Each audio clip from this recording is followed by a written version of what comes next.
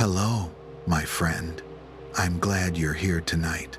The world above can wait a little while. The clocks, the calls, the restless news. Down here, there's only quiet air and the gentle hum beneath your feet. Let your shoulders loosen, your breath steady.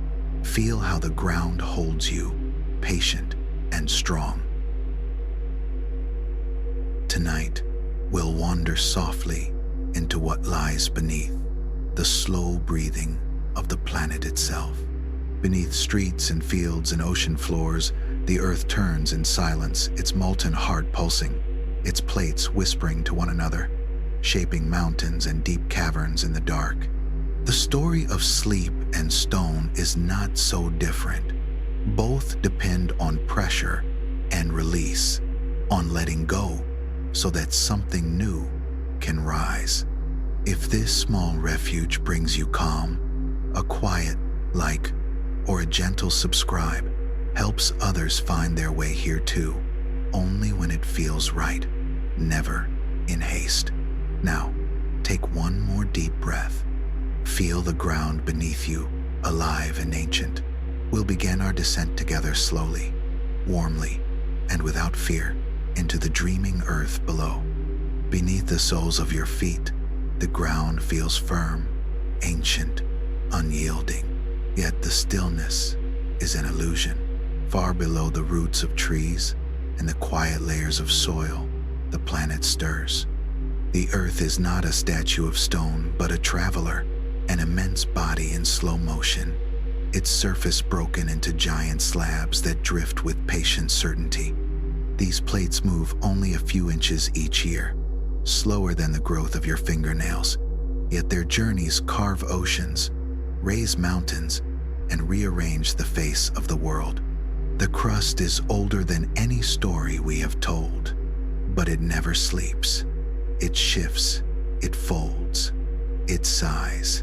Beneath the calm of our daily lives, it is busy at a scale so vast that our human clocks cannot measure it. And still, we are part of that same motion, creatures walking on a sea of stone, floating on a tide we cannot feel. Imagine it now, the Earth, before it had continents or seas, a newborn planet, glowing red from the heat of its own birth, a sphere of molten rock, circling a young sun, surrounded by debris and dust. Asteroids fell like rain, their impacts shaking the surface and keeping it liquid, chaotic, alive. If you could have stood there, you would have seen a horizon of fire and no sky at all, just a storm of rock and light. It was too hot for oceans, too fierce for life. Yet within that chaos, the seeds of all that would come were being stirred. The planet was forming from the leftovers of the sun's creation. Gravity pulled bits of metal and dust together, fusing them in endless collisions. Each impact poured out waves of heat until the earth itself became a furnace without end. Deep inside, heavy metals like iron and nickel sank to form the core. Lighter minerals rose upward to become the crust. Slowly, as the bombardment faded, the surface began to cool, though rivers of lava still coursed across it. The crust hardened only in fragments, a cracked skin floating on a sea of molten rock. Above it, a newborn atmosphere gathered dense, choking, and strange. There was no oxygen yet, only clouds of carbon dioxide, methane, and ammonia exhaled by volcanoes that burned without pause. Lightning crossed the dark sky, striking boiling pools and rivers of lava. Yet through the haze, the first hints of water appeared.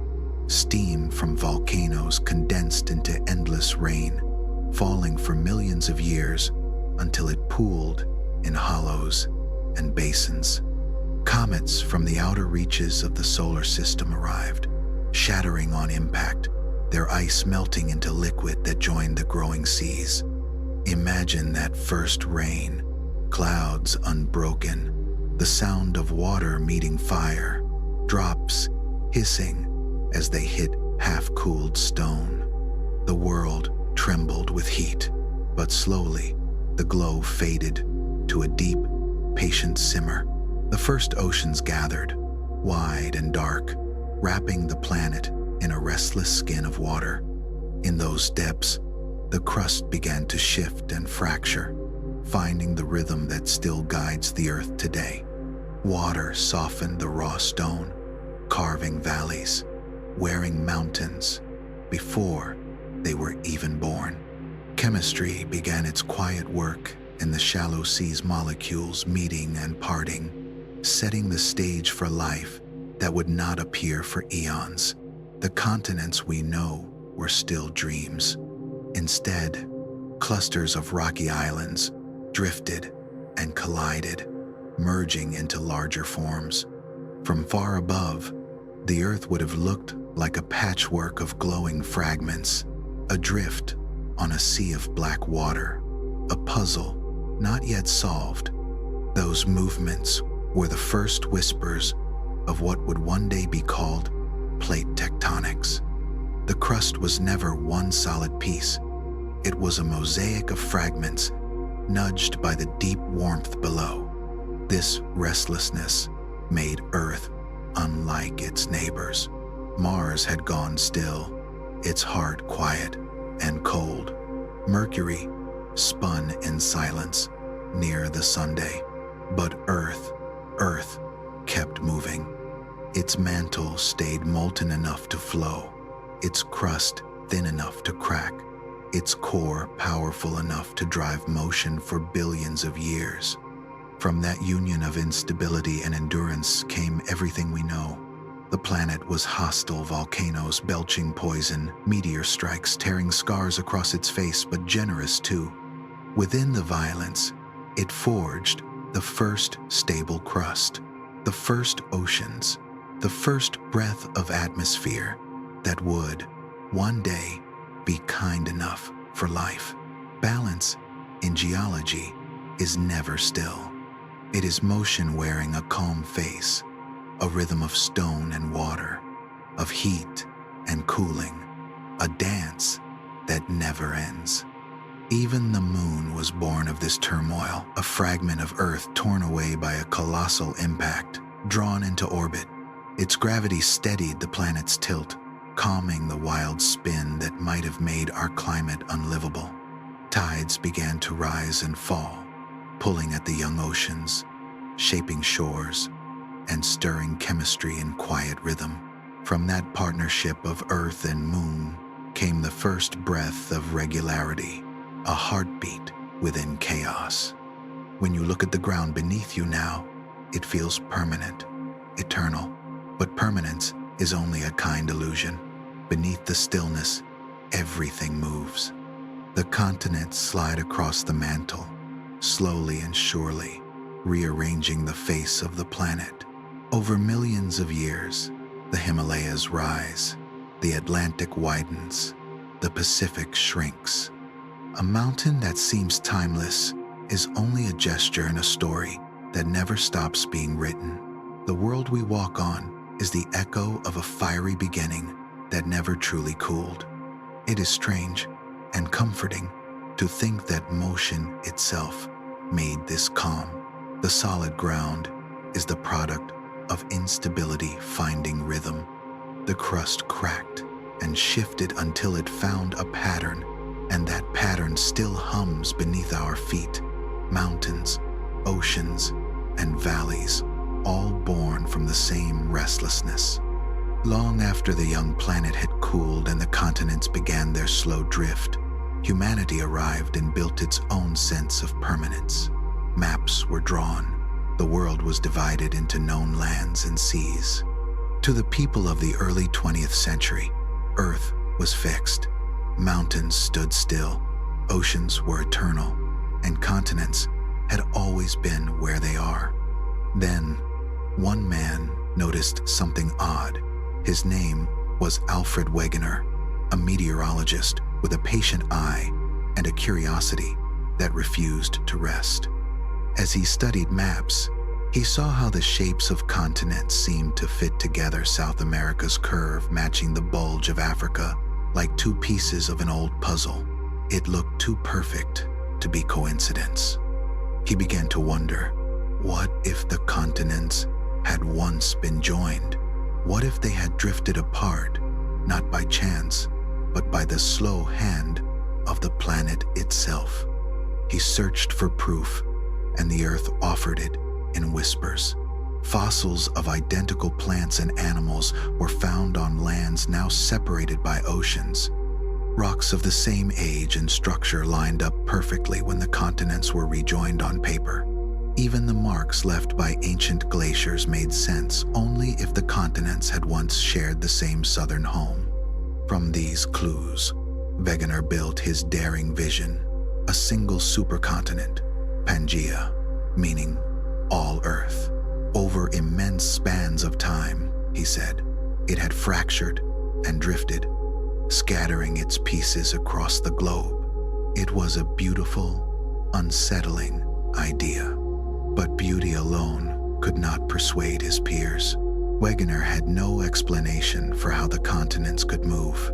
He imagined them pushing through the ocean floor like icebergs through water, but geologists scoffed. The crust, they insisted, was solid as steel. The very notion of wandering continents seemed absurd. Wegener's theory was mocked, dismissed as the dream of a man who studied weather, not stone. At conferences, his ideas drew laughter more than debate. Utter nonsense, some said. Others joked that only divine power could push continents apart. The age of certainty was not kind to dreamers. Still, Wegener's evidence did not vanish. The fossils remained, the matching rocks persisted, and the puzzle pieces kept fitting together, no matter how tightly the old guard clung to their maps. Wegener died in 1930, lost in the cold of Greenland, never knowing that his vision would one day reshape geology itself. Like the plates he described, his idea simply needed time. It waited beneath the surface until the right tools could uncover it. In the middle of the 20th century, the oceans began to reveal their secrets. During and after the World Wars, scientists mapped the seafloor in detail for the first time. They expected flat plains of mud and stone. What they found was astonishing. Vast ridges stretching across the ocean floors, great mountains hidden beneath the waves. The longest of them, the Mid-Atlantic Ridge, ran like a seam between the continents. Even more astonishing were the magnetic patterns preserved in the rocks. When molten lava cooled, the tiny crystals of iron inside it aligned with Earth's magnetic field, north pointing one way, then, after a magnetic flip, the other. These flips left symmetrical stripes on both sides of the ridge, recording millions of years of magnetic reversals like a diary written in stone. It was the key Wegener had lacked. The seafloor was spreading, new crust forming at the ridges and pushing outward, carrying the continents like rafts on a slow conveyor of rock. The planet was making and remaking its skin. By the 1960 seconds, a new understanding had taken root: plate tectonics. Wegener's ridiculed vision now stood at the heart of Earth science. Mountains, earthquakes, volcanoes, ocean basins, all were connected, all part of the same great mechanism. The continents did not plow through the crust. They were the crust, riding on slabs of lithosphere, floating atop the soft mantle below. The laughter had turned into wonder. What had once been heresy became the foundation of modern geology. The story of the Earth changed from one of stillness to one of motion, from certainty to flow. There is something gentle and human in that turn of events. Discovery often begins with disbelief. The truths too strange for one generation become the accepted wisdom of the next. Wegener did not live to see his vindication, but his spirit moves through every map of tectonic plates, every earthquake record, every photograph of a rift valley or mountain chain. The earth had been whispering its restlessness for eons, and at last, we learned how to listen. Beneath the quiet ground, motion continues patient, unstoppable, kind in its own vast way. It shapes the home we walk upon, the air we breathe, the history we inherit. The crust beneath us hums softly with the memory of its fiery birth. Every stone and shoreline carries the signature of ancient movement. Even now, as the night deepens and the world seems utterly still, the continents keep drifting, slower than sleep, but steady as time. The earth never truly rests, but its restlessness is gentle enough to cradle us. Beneath your quiet steps, the world is fitting its pieces together, though the pieces move too slowly for any human eye to catch. The ground that feels solid, permanent, sure beneath it, lies a great mosaic in motion. The surface of Earth is not one unbroken sheet but a cracked shell, restless and alive, reshaped from within by the planet's slow-burning heart. Each fragment of this shell is a tectonic plate, immense and deliberate in its drift. There are 7 great ones that carry most of what we know as the surface of our world. The African plate bears deserts, jungles, and the ancient bones of mountains, pressing gently westward into the Atlantic. To the north, the vast North American plate holds both the land we walk upon and the hidden floor of the ocean beyond. Its southern companion, the South American plate, drifts toward the Pacific, pushing against the sea that forever pushes back. Across the world stretches the immense Eurasian plate, reaching from the Atlantic's gray edges to the shores of Asia, locked in slow dance with its neighbors. Beneath the Pacific itself lies the largest plate of all, an ocean's worth of stone covering nearly 1/3 of Earth's face. Around the frozen continent, the Antarctic plate turns quietly beneath ice and storm. And far to the east, the Indo-Australian plate carries deserts, coral seas, and islands adrift between 2 hemispheres. But the planet's puzzle is more intricate still. Between these giants lie smaller plates, broken shards of stone, caught in the gears of movement. The Nazca plate rides the edge of South America, sinking beneath it as mountains rise. The Cocos plate stirs beneath Central America, the Philippine Sea plate, the Caribbean plate, and a host of lesser pieces slide and jostle along the edges, each tracing its own patient path. The planet's skin is a living patchwork where nothing ever truly stops. Every plate moves only a few centimeters each year, slower than the growth of a fingernail, carried by the deep churning of the mantle below. Over a lifetime, that motion is invisible. Over ages, it is everything. Continents collide, oceans open, mountains climb skyward and crumble again. The true drama of Earth happens at the boundaries, where plates meet. At some edges, they part ways. These are the divergent boundaries, where new crust is born.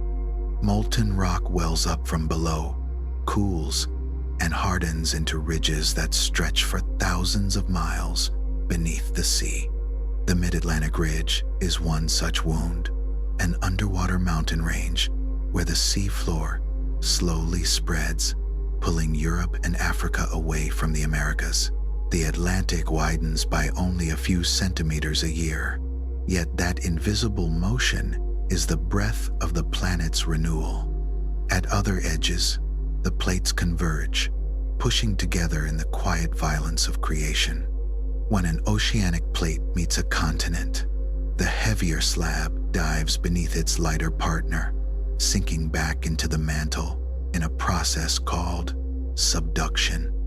There, old crust melts and is reborn as chains of volcanoes that ring the Pacific like a circle of fire. When two continents meet, neither surrenders. The ground folds upward, crumpling into peaks that defy the sky. The Himalayas were born this way, and even now, the Indian plate continues to press into Asia, inch by inch, lifting those mountains higher every year. A third kind of boundary slides sideways. These are the transformed faults edges, where plates brush past each other without creating or destroying crust. They grind and snag, storing tension until the rocks can hold no more. Then the energy is released in a sudden tremor. The San Andreas Fault in California is one of these quiet battlegrounds, where the Pacific Plate slips northward past the North American Plate, carrying Los Angeles slowly towards San Francisco. The pace is gentle, barely the width of a hand each year, but the jolts it delivers remind us that the ground has its own pulse. Creation, destruction, and motion, all part of the same restless rhythm. The planet renews itself through this cycle. Without these drifting pieces, the world would be still, its surface old and worn like the moon's. Instead, the plates stretch and collide, their boundaries alive with earthquakes and volcanoes, their motion keeping Earth's face young. Along the mid-ocean ridges, dark chimneys called black smokers pour mineral-rich water into the deep, feeding strange ecosystems that flourish without sunlight. At subduction zones, deep trenches mark where the crust bends downward into the mantle, and arcs of volcanoes rise above, destructive and creative at once. Along transformed faults, cities tremble when built atop the Earth's quiet arguments. The edges are where the planet breathes, where stone becomes sea, where destruction gives way to rebirth. The beauty of plate tectonics lies not just in its mechanics but in its unity. It ties together every trembling of the ground, every eruption, every rise of a mountain, and birth of an ocean. What once seemed separate quakes, volcanoes, ranges, and rifts are all chapters of one long story. The story of a living planet. Think of the puzzle itself, each piece distinct, yet none can move without touching another. When the Pacific Plate slides beneath South America, the Andes rise.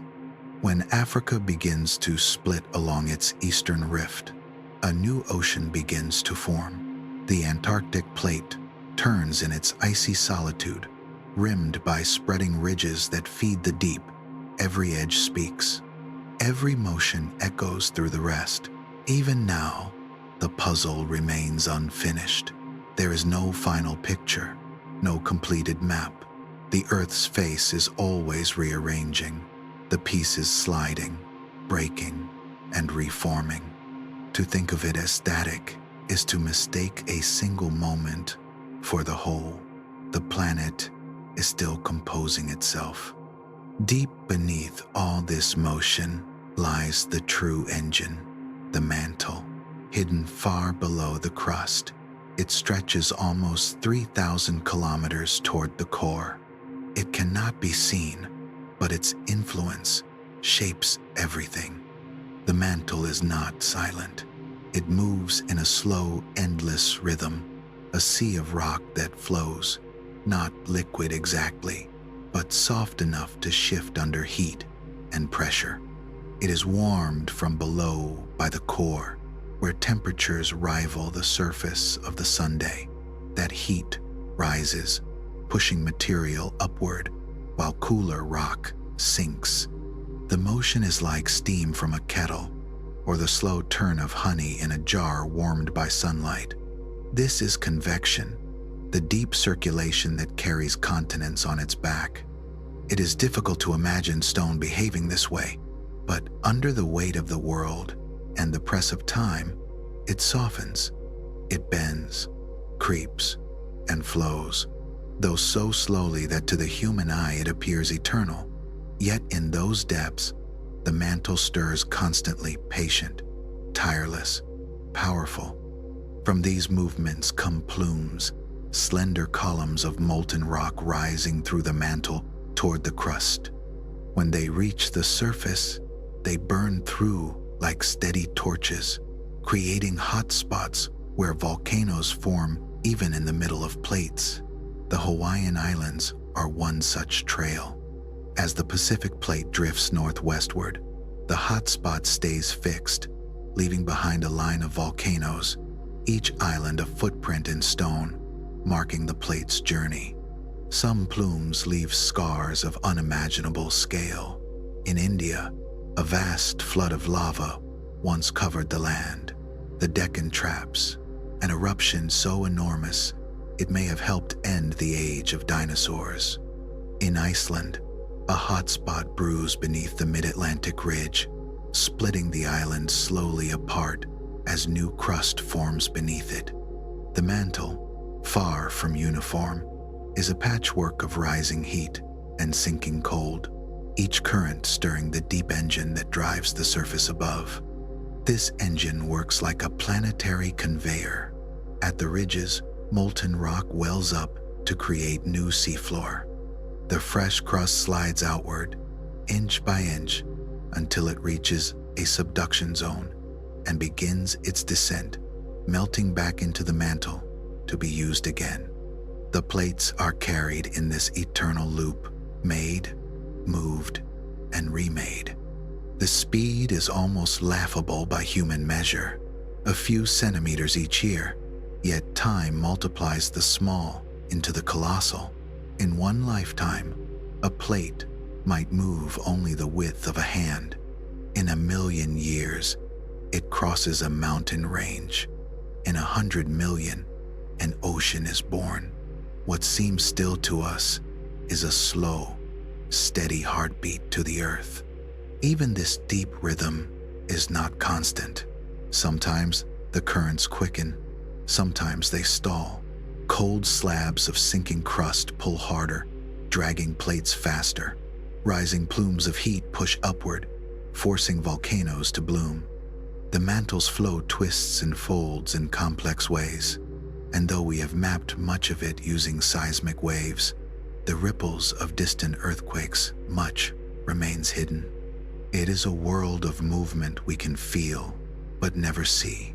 A secret ocean of stone that murmurs beneath everything we call home. And in that quiet, endless motion, the earth keeps its promise to never truly rest and to carry us all upon its patient, drifting skin. There is something tender in the way the planet keeps itself alive. Deep beneath the crust, heat rises from the core like breath from a sleeping creature, steady, unseen, eternal.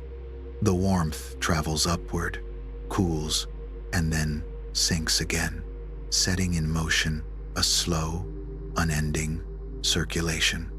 From this hidden rhythm come continents, oceans, mountains, and the ceaseless reshaping of the world.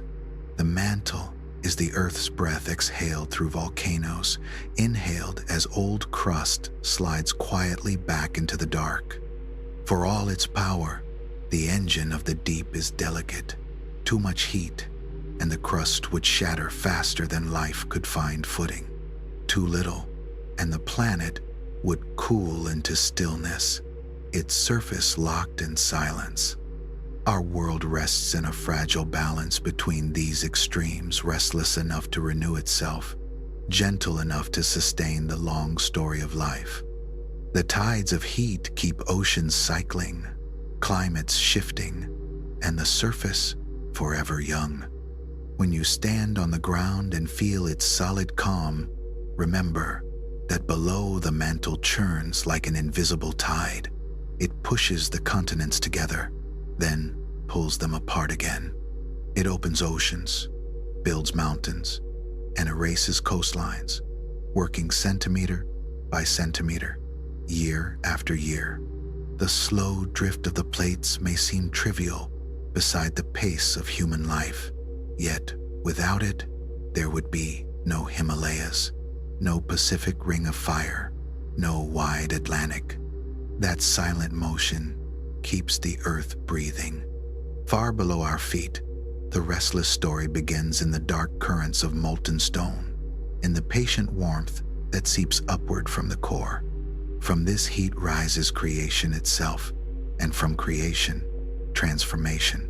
Stillness, it turns out, is only the surface of motion, slowed by time. There are places on Earth where this motion becomes visible, places where the planet is gently tearing itself apart. They are not marked by warning signs or fire, and most lie hidden beneath the sea. Yet they are among the most vital features of our living world. These are the divergent boundaries, where the plates drift away from one another, leaving space for new crusts to be born. The act sounds dramatic, but it happens with such quiet regularity that the entire surface of the Earth has been remade by it. The most famous of these boundaries lies deep beneath the Atlantic, stretching from the icy waters near Greenland to the Southern Ocean near Antarctica. The Mid-Atlantic Ridge winds across the seafloor for tens of thousands of kilometers. It is the longest mountain chain on the planet, longer than any on land, though its peaks lie in darkness, far below the waves. Here, Europe and Africa drift eastward, while the Americas slide west, pulled apart at a rate slower than a growing nail. Beneath that hidden ridge, molten rock wells up from the mantle, rising to fill the gap between the drifting plates. As it cools, it hardens into new crust, slowly pushing the older sea floor aside. In this way, the ocean floor renews itself, spreading outward like pages in a vast geological book. Near the ridge, the crust is young and warm. Near the continents, it is ancient, having drifted for hundreds of millions of years before its return to the deep. It is easy to forget that the Atlantic Ocean, which seems eternal, is still in the act of being born.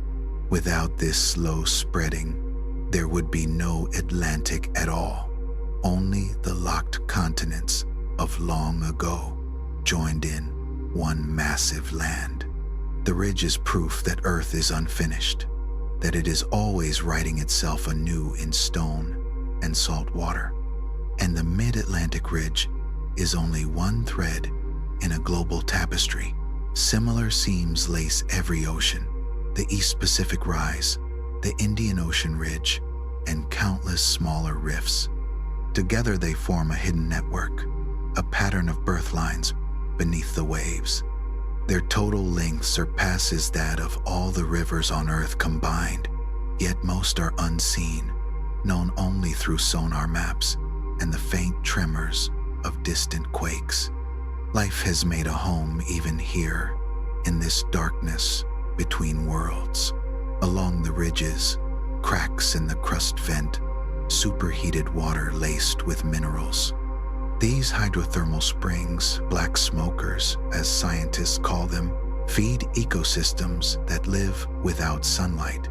Tube worms, as long as your arm, pale crabs, and blind shrimp gather in the glow of chemical energy sustained by reactions deep in the rock. In these alien places, where the crust tears open, the planet not only makes new seafloor, it also makes life.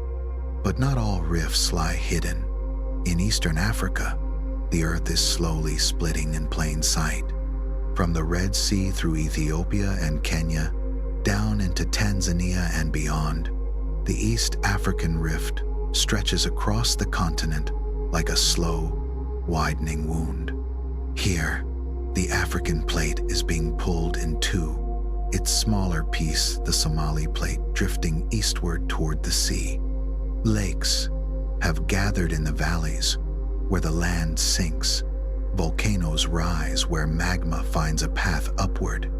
Lake Tanganyika, one of the deepest lakes on Earth, fills a rift carved by this slow tearing.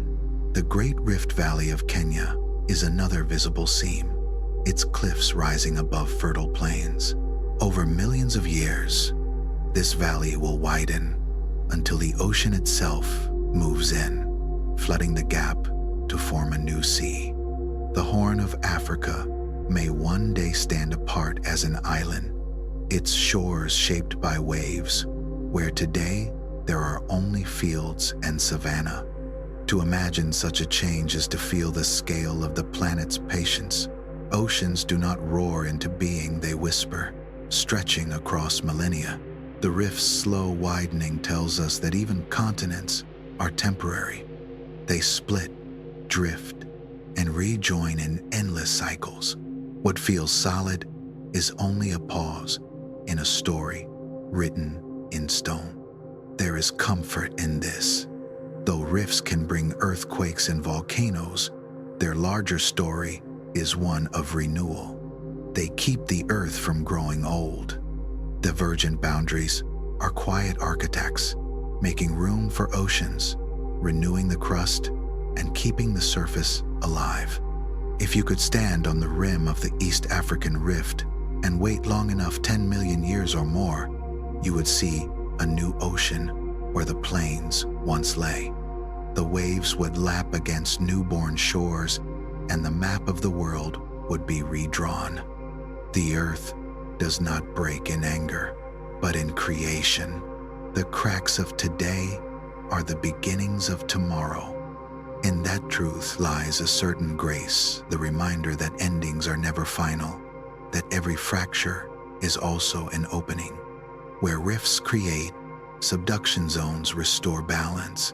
The planet never allows its surface to accumulate without end. Instead, the old crust is drawn downward, melted, and made new. This is subduction, Earth's quiet recycling, its way of keeping motion eternal. Subduction begins when two plates meet head-on. Unlike the gentle parting of a rift, this is a collision. One plate, usually the denser oceanic crust, bends and slides beneath the other, disappearing into the mantle. The result is a deep scar in the ocean floor called a trench, long, narrow, and unimaginably deep. The Mariana Trench in the western Pacific plunges nearly 11 kilometers below the surface, so deep that Mount Everest would vanish within it with room to spare. Along these trenches, the earth sighs and groans. As the descending plate scrapes against the one above, tension builds and releases in violent bursts. Some of the most powerful earthquakes ever recorded, the ones that send tsunamis racing across oceans, begin here, where stone meets stone. Yet subduction is not merely destruction. As the oceanic plate sinks, it carries water and sediment down into the mantle. There, these materials melt and give birth to magma. The molten rock rises through the crust and erupts at the surface, forming chains of volcanoes that mirror the trenches below. The Andes, the Cascades, the volcanic arcs of Japan and Indonesia, all are born from this deep exchange between sinking crust and rising fire. Trench and volcano, descent and eruption, the two halves of one breath. Between them, earthquakes ripple as the plates grind and shift, shaping coasts and carving mountains. It is a cycle both fierce and tender, a balance that keeps the planet alive. From a distance, subduction might seem harsh. Oceanic plates are born at ridges, drift across the seafloor for ages, then vanish into the deep, reborn as molten stone. But this recycling is what keeps the world dynamic. Without it, continents would pile endlessly, oceans would widen without limit, and the surface would grow brittle and cold. The earth renews itself by surrendering part of itself again and again. The record of this process is written in the rocks. Ancient volcanoes fade into granite mountains once their fires go out. Slices of long-lost seafloor lie folded into the peaks of the Alps, and the Himalayas, remnants of vanished oceans now lifted to the sky. Even the air bears the fingerprints of subduction. Volcanoes fed by sinking plates release carbon dioxide and water vapor, breathing gases into the atmosphere that shape the planet's climate and help sustain life. And still, for all we know, mystery remains. Scientists debate how subduction truly begins, whether a plate grows too heavy and starts to sink on its own, or whether an external force must push it first. Some zones persist for hundreds of millions of years. Others fade. The reasons lie hidden in the deep, where no light reaches, and the answers come only in echoes from earthquakes and distant vibrations. To think in such timescales is to feel humility. A plate may take 200 million years to complete its journey from birth at a ridge to death in a trench. The seafloor beneath you today may one day melt back into the mantle and rise again elsewhere as a mountain. Nothing endures unchanged. Land and sea trade places. Mountains rise and crumble, and the crust renews itself in an endless rhythm older than life.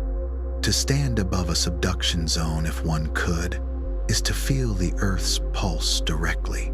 Beneath the waves, a slab of crust slides downward. Above it, volcanoes bloom, releasing the heat of creation. The ground trembles, the coast shifts, mountains inch higher. It is a scene both violent and serene, where the hidden forces of the planet speak not in words, but in movement. Subduction is balance made visible. For every kilometer of new crust created at a ridge, another is consumed in a trench. The planet neither grows nor shrinks. It breathes. Fire births stone. Stone returns to fire. The surface is renewed endlessly, as if the earth itself were inhaling and exhaling across the ages.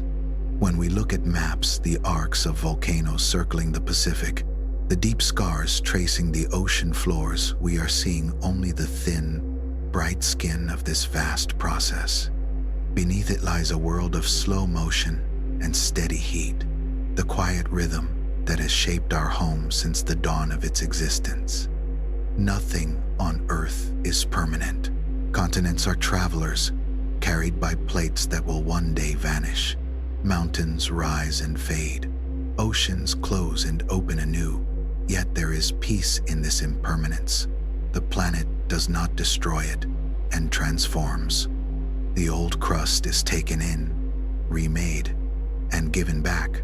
Islands lift from the sea. Mountains bloom from the deep.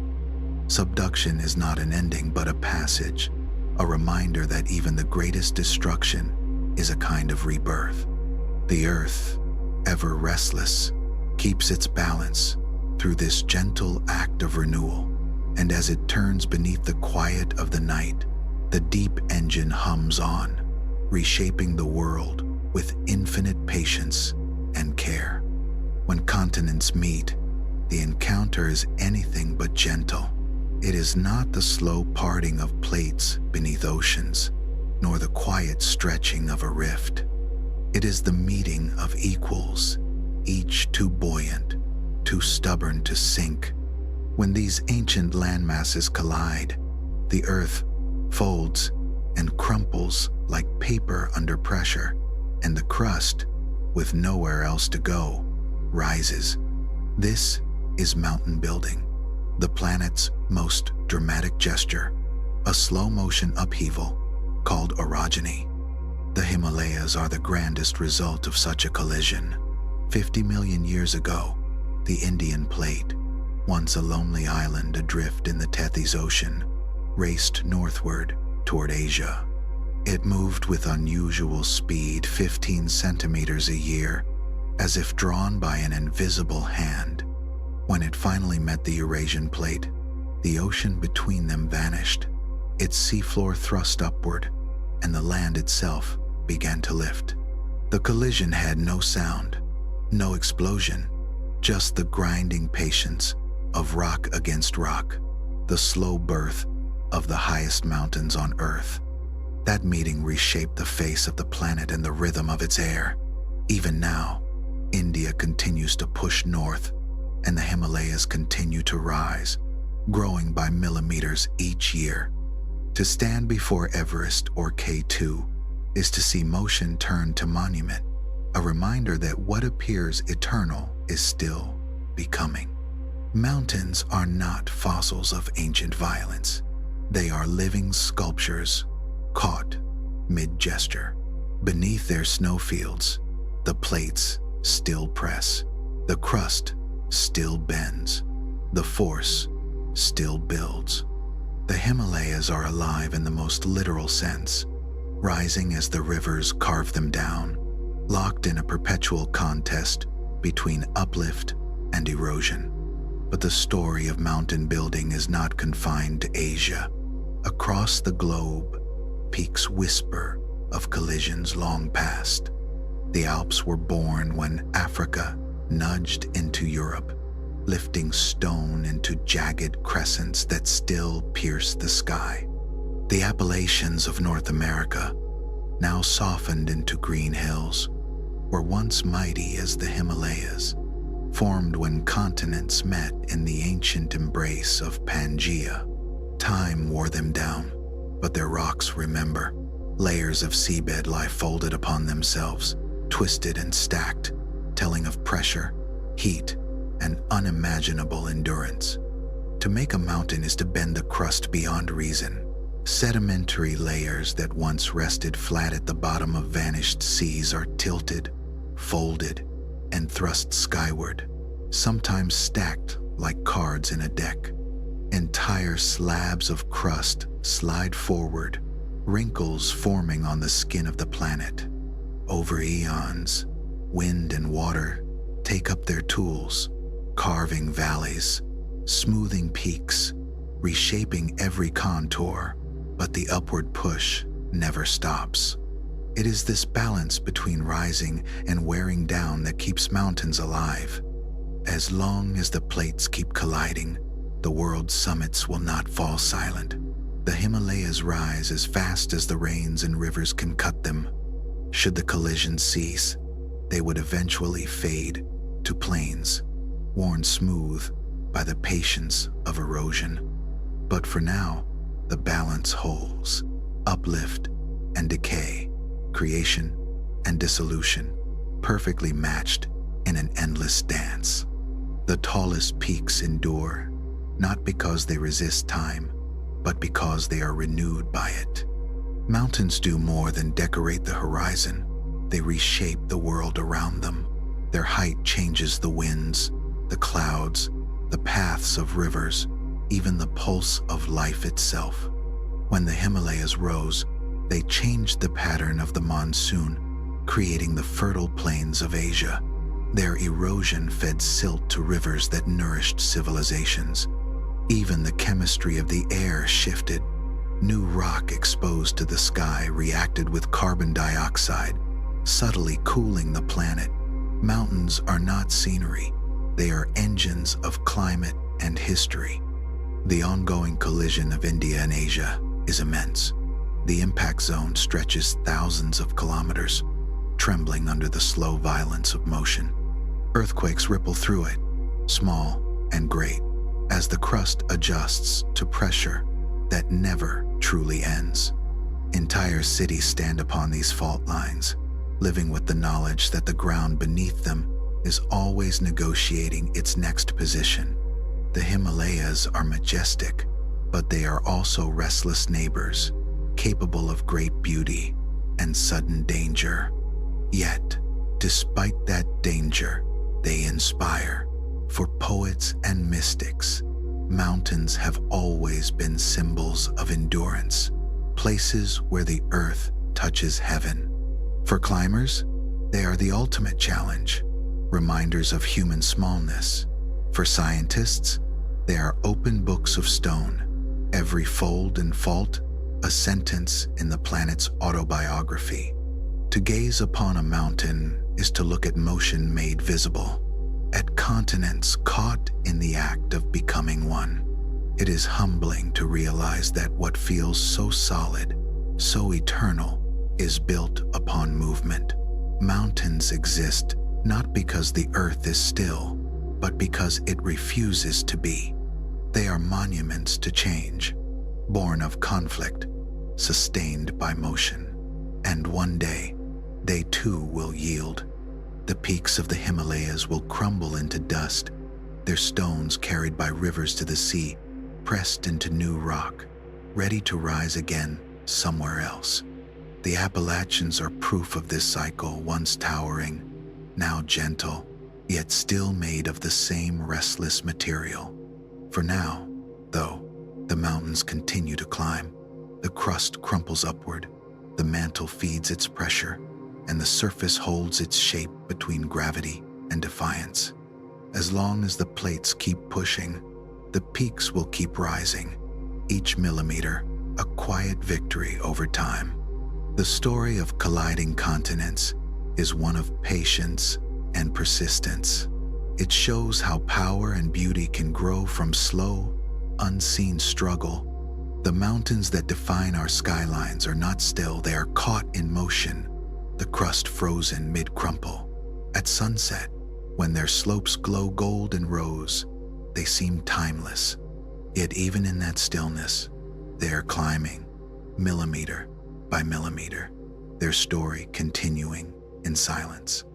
Most days, the ground beneath us feels secure. We build upon it, sleep upon it, and trust its calm. But sometimes, the earth reminds us that calm is only a disguise. Deep within the crust, stress builds along invisible seams, faults where the plates grind and catch. They do not glide smoothly. Their edges are jagged, stubborn, locked together by friction. The mantle keeps pushing, urging the plates onward. Tension builds, year after year, bending rock like a drawn bow. Then, in an instant, the grip gives way. The rocks slip. The stored energy, held for centuries, is released all at once. The result is an earthquake, a pulse of motion that races through the planet's skin. The ground shakes, the air hums. In seconds, the calm becomes chaos. These seismic waves come in three kinds. The first, called primary waves, travel fastest, squeezing and stretching the rock like sound through air. Then come the slower, stronger secondary waves, shaking the ground side to side. Finally, the surface waves roll along the top, turning the ground into something that moves like water. Buildings sway, rivers shift, cliffs crumble. To those who feel it, it is as if the world itself has come briefly alive. History is full of such awakenings. In 1755, Lisbon was struck by a quake so powerful it toppled cathedrals and sent tsunamis roaring ashore. In 1906, San Francisco burned after its fault lines lurched forward, tearing streets and setting fires that devoured the city. In 2011, Japan's coast was reshaped by a magnitude 9 quake that unleashed a wave taller than buildings, triggering disaster at Fukushima. Each event was a reminder of the same truth: the earth still moves. Thousands of earthquakes shake the planet every day.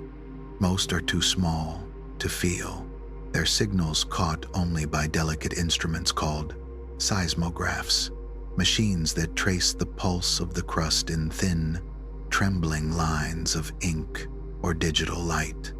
Together, those traces show a planet that is never still, always adjusting, always in conversation with itself.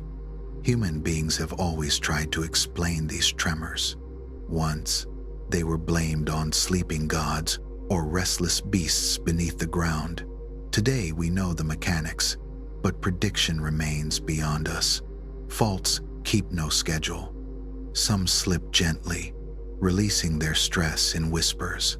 Others hold their breath for centuries, then speak all at once. We can mark the danger zones, but not the hour of their awakening. So we prepare.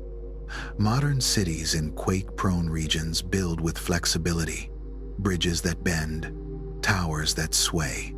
Deep foundations and shock absorbers help buildings survive the shaking. Networks of sensors can now detect the first faint waves and send alerts seconds before the stronger ones arrive. In Japan, those seconds can stop trains and save lives. It isn't much time, but in the language of earthquakes, even a heartbeat matters. Still, the unpredictability of quakes keeps them near the center of human fear and wonder. Volcanoes give warning, storms can be tracked, but earthquakes arrive like a held breath, finally released. They remind us that the ground we trust is a living thing, that our sense of permanence is borrowed. And yet, their story is not only one of destruction. Earthquakes shape landscapes just as surely as rivers and wind. Faults lift mountains, carve valleys, and change the courses of rivers. Some lakes exist because the ground shifted to make room for them. Over millions of years, the jolts that frighten us become the artistry of terrain. Even their waves, traveling through the earth, carry messages. Seismic echoes from great quakes can circle the globe, ringing the planet like a bell. Scientists listen to those echoes to map what lies below the mantle, the core, the unseen depths. There is a strange tenderness in that. The same forces that shatter cities also reveal the heart of the world. To feel an earthquake is to touch the truth of a restless planet. The ground may tremble, but it also teaches. It reminds us that we are guests upon a world that moves to its own rhythm. Mountains rise, faults shift, and the crust renews itself in cycles far beyond our lifetimes. The earth has been shaking since its birth, and it will continue long after our stories are done. The tremor that startles us tonight is part of a pattern that spans billions of years, a quiet, ceaseless pulse of creation and change. The ground is never truly still. Somewhere, even now, stress is building in the dark, waiting for the moment when the earth will once again speak through motion. There are places on Earth where the planet breathes fire, where the air tastes of ash, and the ground glows like the heart of a furnace. Volcanoes are the visible openings of the deep, the vents through which the earth exhales its hidden heat. They are both terrifying and mesmerizing, symbols of destruction and rebirth, of chaos and creation bound together. To watch one erupt is to see the planet in the act of becoming. It is the earth showing its pulse. The greatest stage for this fiery performance lies along the Pacific Ring of Fire, a vast circle stretching around the edges of the ocean like a crown of flame. Here, the planet's crust is restless beyond measure. 3/4 of all active volcanoes live along this rim, where oceanic plates dive beneath continents and islands.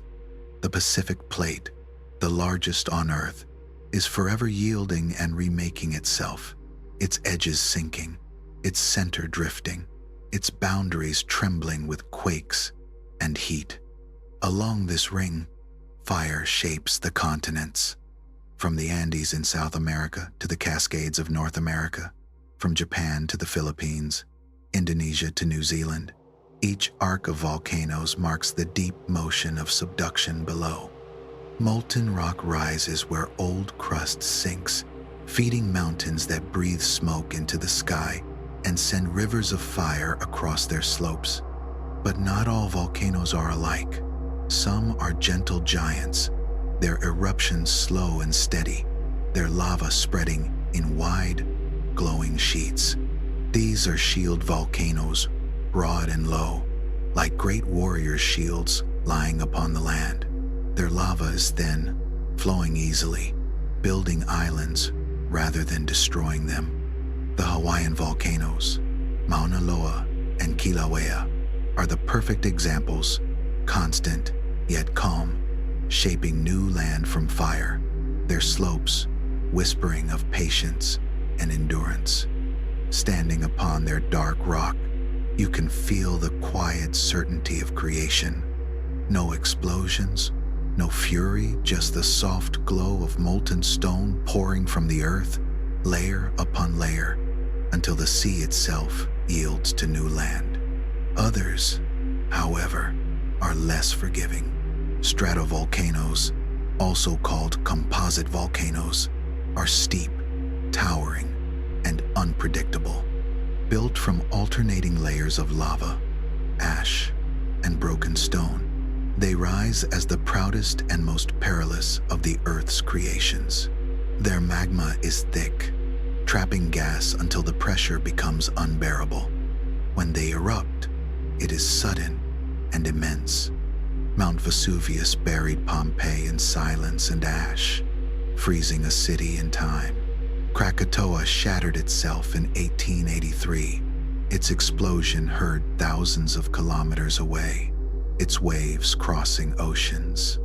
In 1980, Mount St. Helens tore away its own side, flattening forests and dimming the sky.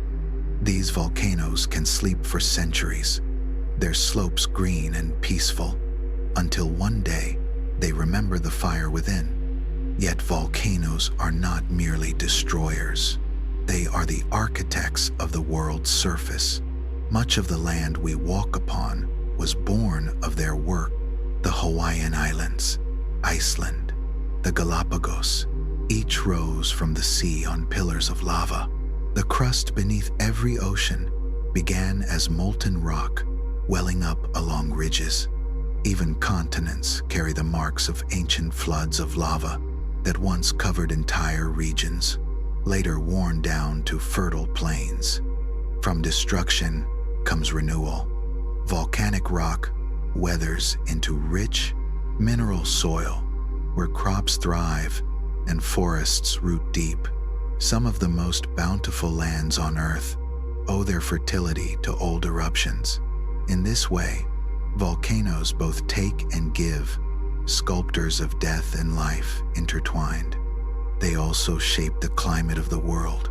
With every eruption, gases rise into the air: carbon dioxide, sulfur dioxide, water vapor. Over long ages, this slow exhalation has balanced the planet's atmosphere, cycling carbon between mantle, sea, and sky.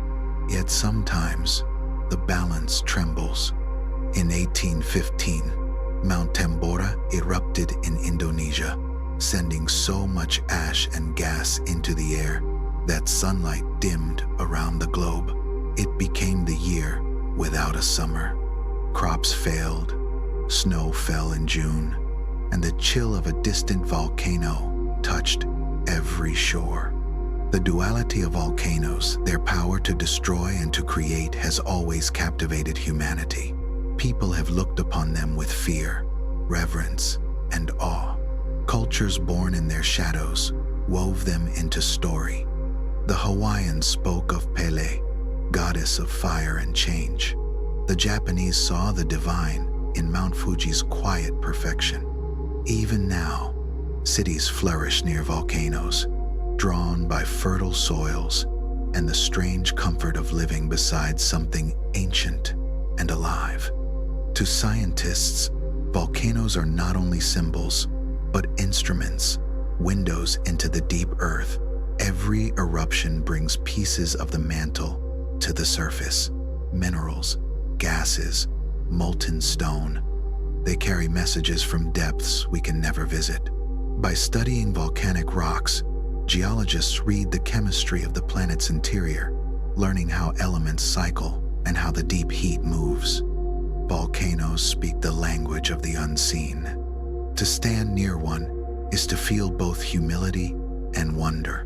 The air trembles with heat, vents hiss, and the ground shudders as if the planet itself is breathing.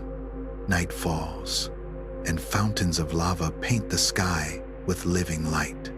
In those moments, it is impossible not to feel the truth of renewal, that creation often requires letting go, that even destruction can clear the way for new beginnings. Across the ring of fire, this rhythm continues. Shield volcanoes pour out quiet rivers of lava. Stratovolcanoes bide their time, dreaming of their next eruption. Beneath the waves, countless submarine volcanoes bubble unseen, building mountains in darkness. Together, they form the heartbeat of the planet, a cycle of release and rebirth that connects the mantle to the sky. Volcanoes are not accidents of geology. They are part of the Earth's design. They recycle material, release gases, build land, and sustain ecosystems. They are how the deep speaks to the surface. Fire is simply the voice of heat seeking balance, and volcanoes are that voice made visible. As long as the Earth's core stays hot and the plates continue to move, there will be eruptions, sometimes gentle, sometimes violent, always essential to the rhythm of a living planet. And beneath the oceans, that rhythm continues in silence. The seafloor stretches away in darkness, vast and strange, more mysterious than outer space. Far below the surface, beyond the reach of light, lies a world of mountains, valleys, and deep chasms more dramatic than any landscape above. It is here, in this hidden realm, that the story of the restless Earth is written most clearly. The deep ocean floor is not flat, as once imagined, but textured with plains and ridges, trenches and peaks. The abyssal plains, smooth and broad, cover much of it. Quiet expanses blanketed in fine sediment that drifts down from above, grain by grain, over millions of years. They look peaceful, but beneath their calm lies motion. The crust beneath them moves steadily, sliding from ridges where it was born toward trenches where it will one day vanish. Even the stillest plain rides the slow conveyor of the deep. Where plates meet and descend, the ocean plunges into trenches so deep they almost defy imagination. The Mariana Trench, in the western Pacific, sinks nearly 11 kilometers, so deep that Mount Everest could disappear within it. These trenches mark the places where the Earth folds itself inward, recycling its skin, drawing rock, water, and life back into the mantle. They are the planet's quiet lungs, breathing in what will someday be breathed out again as fire. Balancing these abysses are the mid-ocean ridges, the world's longest mountain chains, stretching more than 60,000 kilometers around the globe. Here, molten rock wells up in darkness, creating new crust as it cools.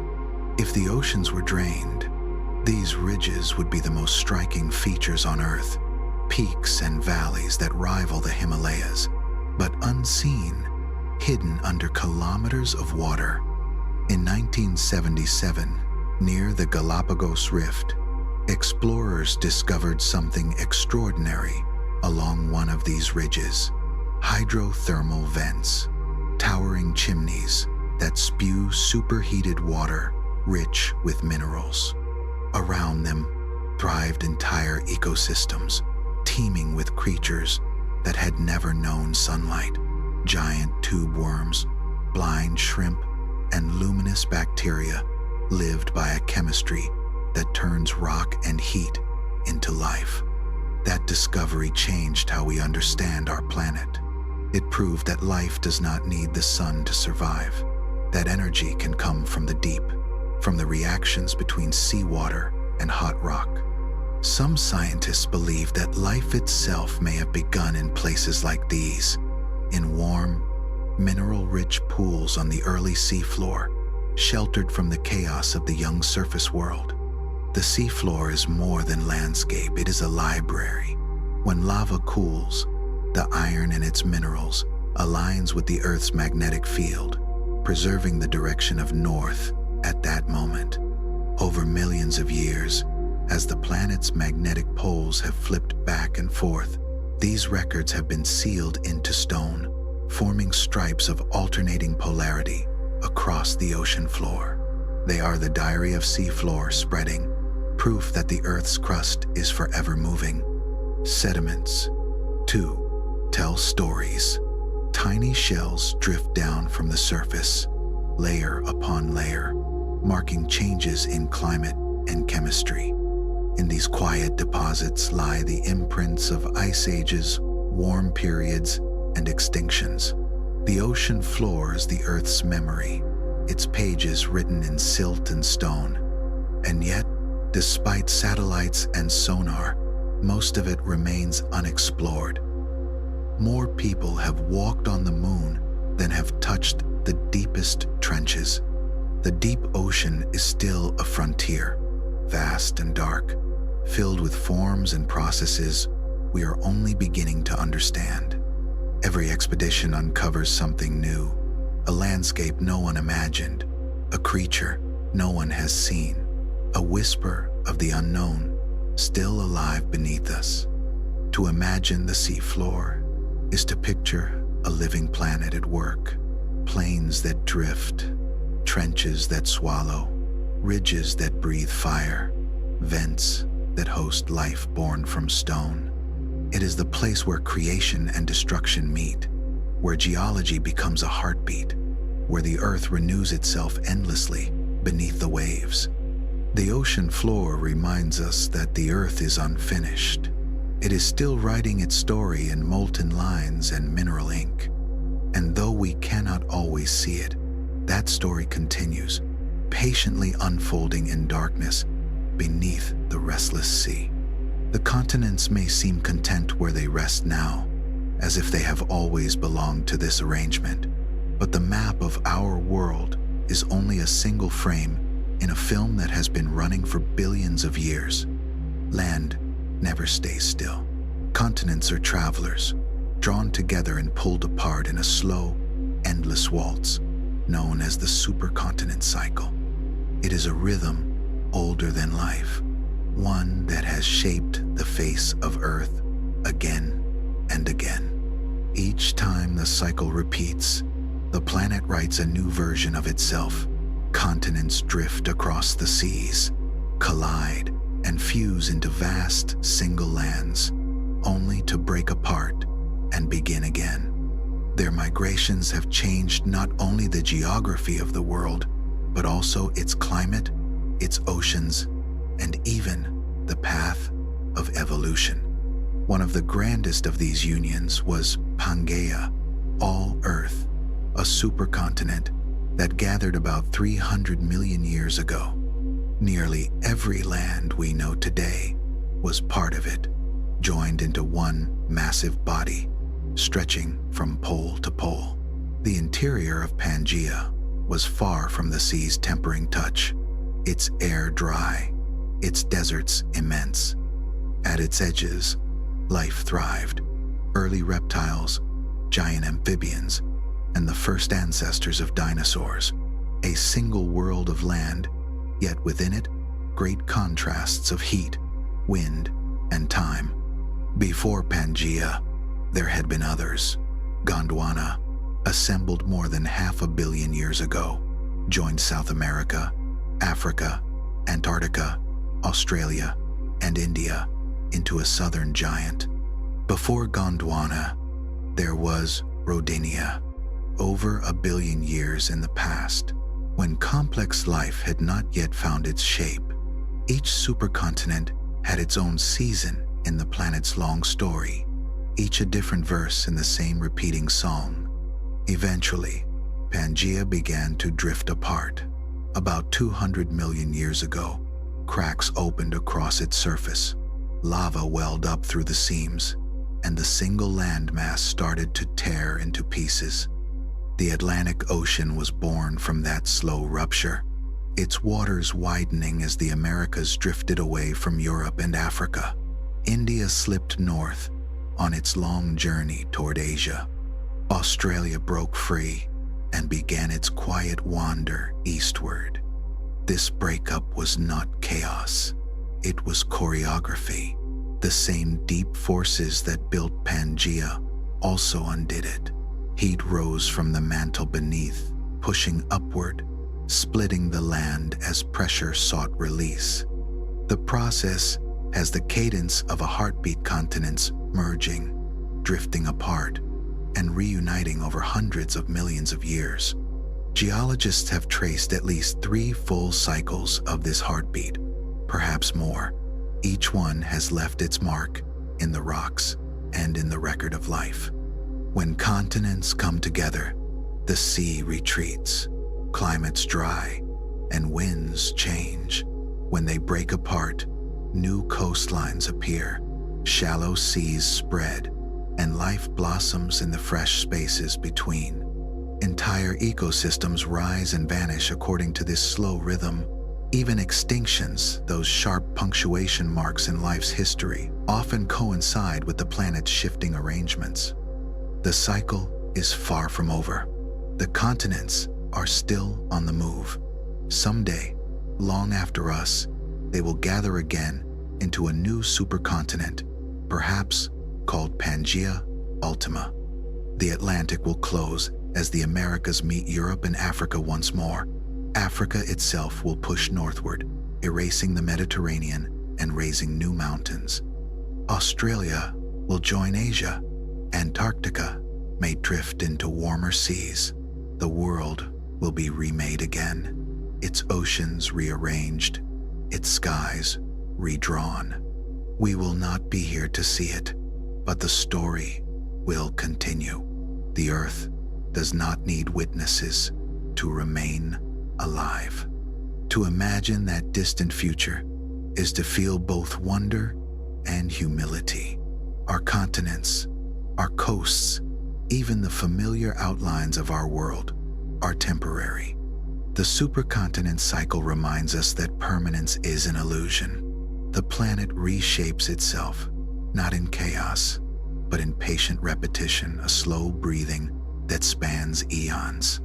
Rodinia, Gondwana, Pangaea, Pangaea Ultima, different names for the same heartbeat.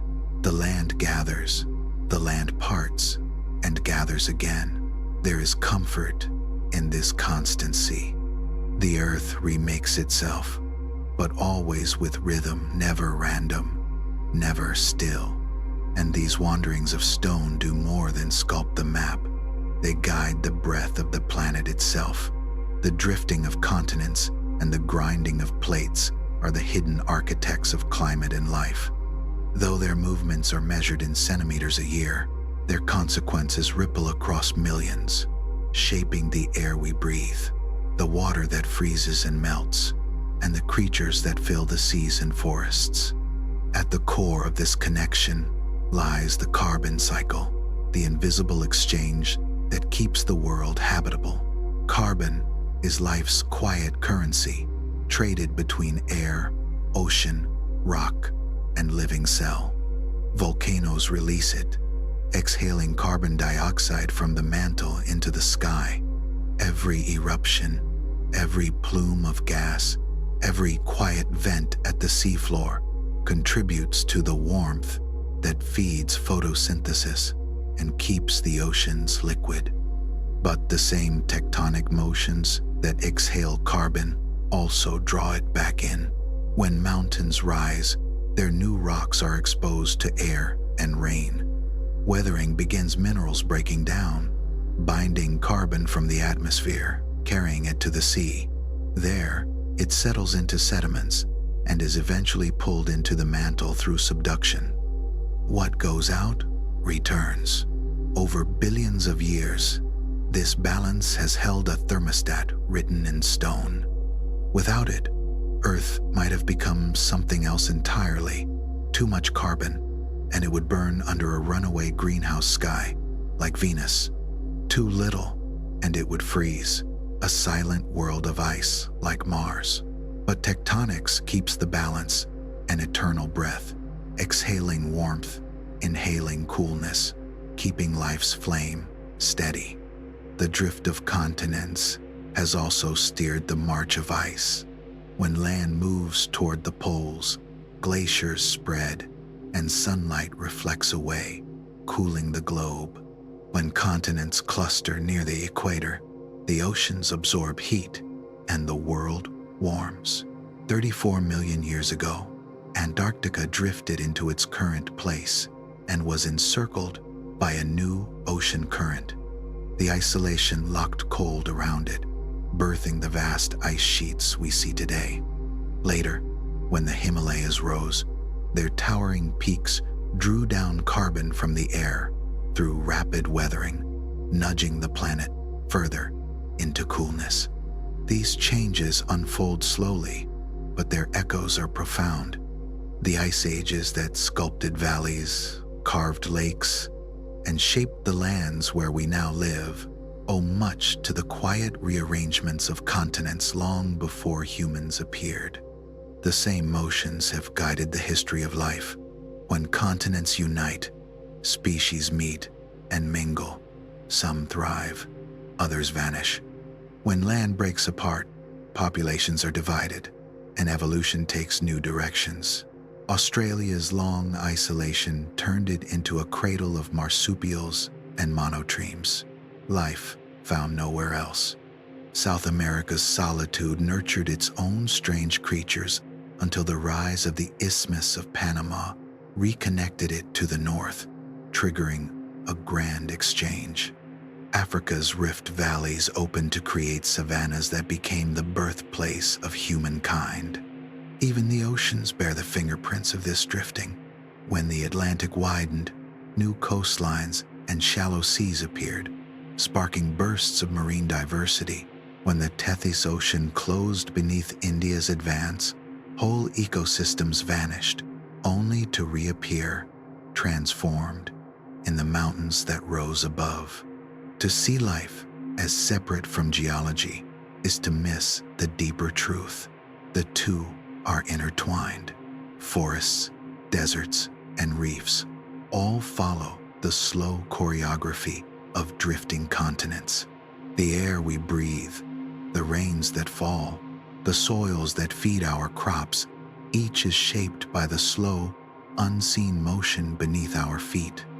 It is a gentle irony that earthquakes and eruptions seize our attention because they are sudden, yet it is the quiet drift of plates that decides the fate of worlds. A mountain range rises, and carbon is drawn down. A continent drifts, and new species are born.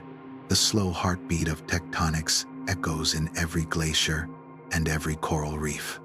The world we know is a moment in that heartbeat, a pause between one arrangement and the next. Continents still move, climates still shift, and the carbon cycle still whispers between stone and sky. The earth breathes, slowly but surely, through its wandering lands. The continents are not just pieces of land. They are instruments in a vast ancient symphony, a music of motion that has played since the planet's beginning and will continue long after we are gone. To live here is to listen, even faintly, to that rhythm beneath everything, the deep pulse of a world forever in motion. The rocks beneath our feet are more than mere stone. They are libraries, each layer a page, each fossil a word in the planet's autobiography. Long before any human kept record, the Earth was already writing its script, pressed into mud, ash, and sediment, later hardened into memory. To touch such a stone is to place your hand on time itself, to feel stories older than continents. Among the most vivid of these stories are fossils, imprints of creatures and plants that lived in vanished worlds. They do not only speak of life, they speak of motion. When identical fossils appear on continents now separated by oceans, they whisper of a time when those lands were one, when forests and rivers crossed what is now sea, and when life wandered freely across united ground. One of the most telling voices in this record comes from a small reptile named Mesosaurus. It lived over 250 million years ago, a freshwater creature no longer than a child's arm. Its fossils have been found in South America and in southern Africa, but nowhere else. Freshwater reptiles cannot cross an ocean. The only explanation is that there was no ocean to cross. At that time, both continents were joined within Gondwana, part of a greater whole that would one day split apart, leaving twin fossils on opposite shores. Plants, too, remember. The ancient fern-like tree, Glossopteris, once spread across Gondwana, its leaves falling onto soils that are now scattered across India, Africa, South America, Antarctica, and Australia. Its fossils are found on all 5 continents, a green fingerprint pressed into stone. Today, those lands lie under snow, jungle, and desert, yet they were once neighbors, sharing the same mild climate. The spread of Glossopteris tells us of a world now vanished, when these continents breathed together as one living landscape. Even the giants of prehistory tell this story. Fossils of large dinosaurs, relatives of Allosaurus, sauropods, and others appear across continents that are now oceans apart. Tracks of the same long-necked herbivores are found in South America, Africa, and India, a record of animals that once roamed an unbroken land. In the age of Pangaea, they could walk from what would become Brazil to what would become Madagascar without ever seeing an ocean. Coal, too, carries its own quiet evidence. The rich seams of North America and Europe, filled with fossilized swamps from the Carboniferous Age, match deposits found in China and Siberia. They reveal an ancient belt of tropical forest that once circled the equator, a ring of green, now shattered into distant fragments. These buried forests tell of a time when the continents lay close together, basking in equatorial warmth. Perhaps the most haunting proof lies beneath the ice. In Antarctica, a land we imagine as sterile and white, explorers have found fossilized tree stumps, pollen, and leaves remnants of temperate forests. There are even fossils of reptiles that once basked in the warmth of a much different sun. These remains make sense only when we understand that Antarctica, too, was once part of Gondwana, drifting slowly from near the equator to its frozen destiny at the pole. The barren ice we know today covers the ghosts of green valleys and flowing rivers. Fossils tell the stories of small lives as well. Tiny marsupials once scampered across a connected South America, Antarctica, and Australia, leaving behind bones that trace their migrations before the continents parted. Amphibians, creatures of fresh water, left fossils on lands now separated by saltwater seas. Even the microscopic shells of ancient plankton, locked in layers of sediment, reveal the patterns of drifting oceans. Every fossil is a clue, a fragment of the world's long movement. When Alfred Wegener proposed the theory of continental drift, it was these fossils that helped him prove what others could not yet imagine. The shapes of the continents suggested the fit, but the fossils sealed the truth. Critics could argue that coastlines might resemble each other by chance, but they could not explain how a freshwater reptile like Mesosaurus swam the Atlantic, or why the same fern grew in both India and Antarctica. Fossils carried the quiet authority of evidence written in stone. Yet they tell us more than that continents move. They tell us that life moves with them. As landmasses split apart, ecosystems divide, populations become isolated, and evolution begins to rewrite its story in separate scripts. When continents collide, new connections form, species mingle, compete, and change. The fossil record is filled with these turning points, moments when the Earth's shifting crust forced life to adapt, migrate, or perish. In this way, fossils are not static relics, but storytellers of change.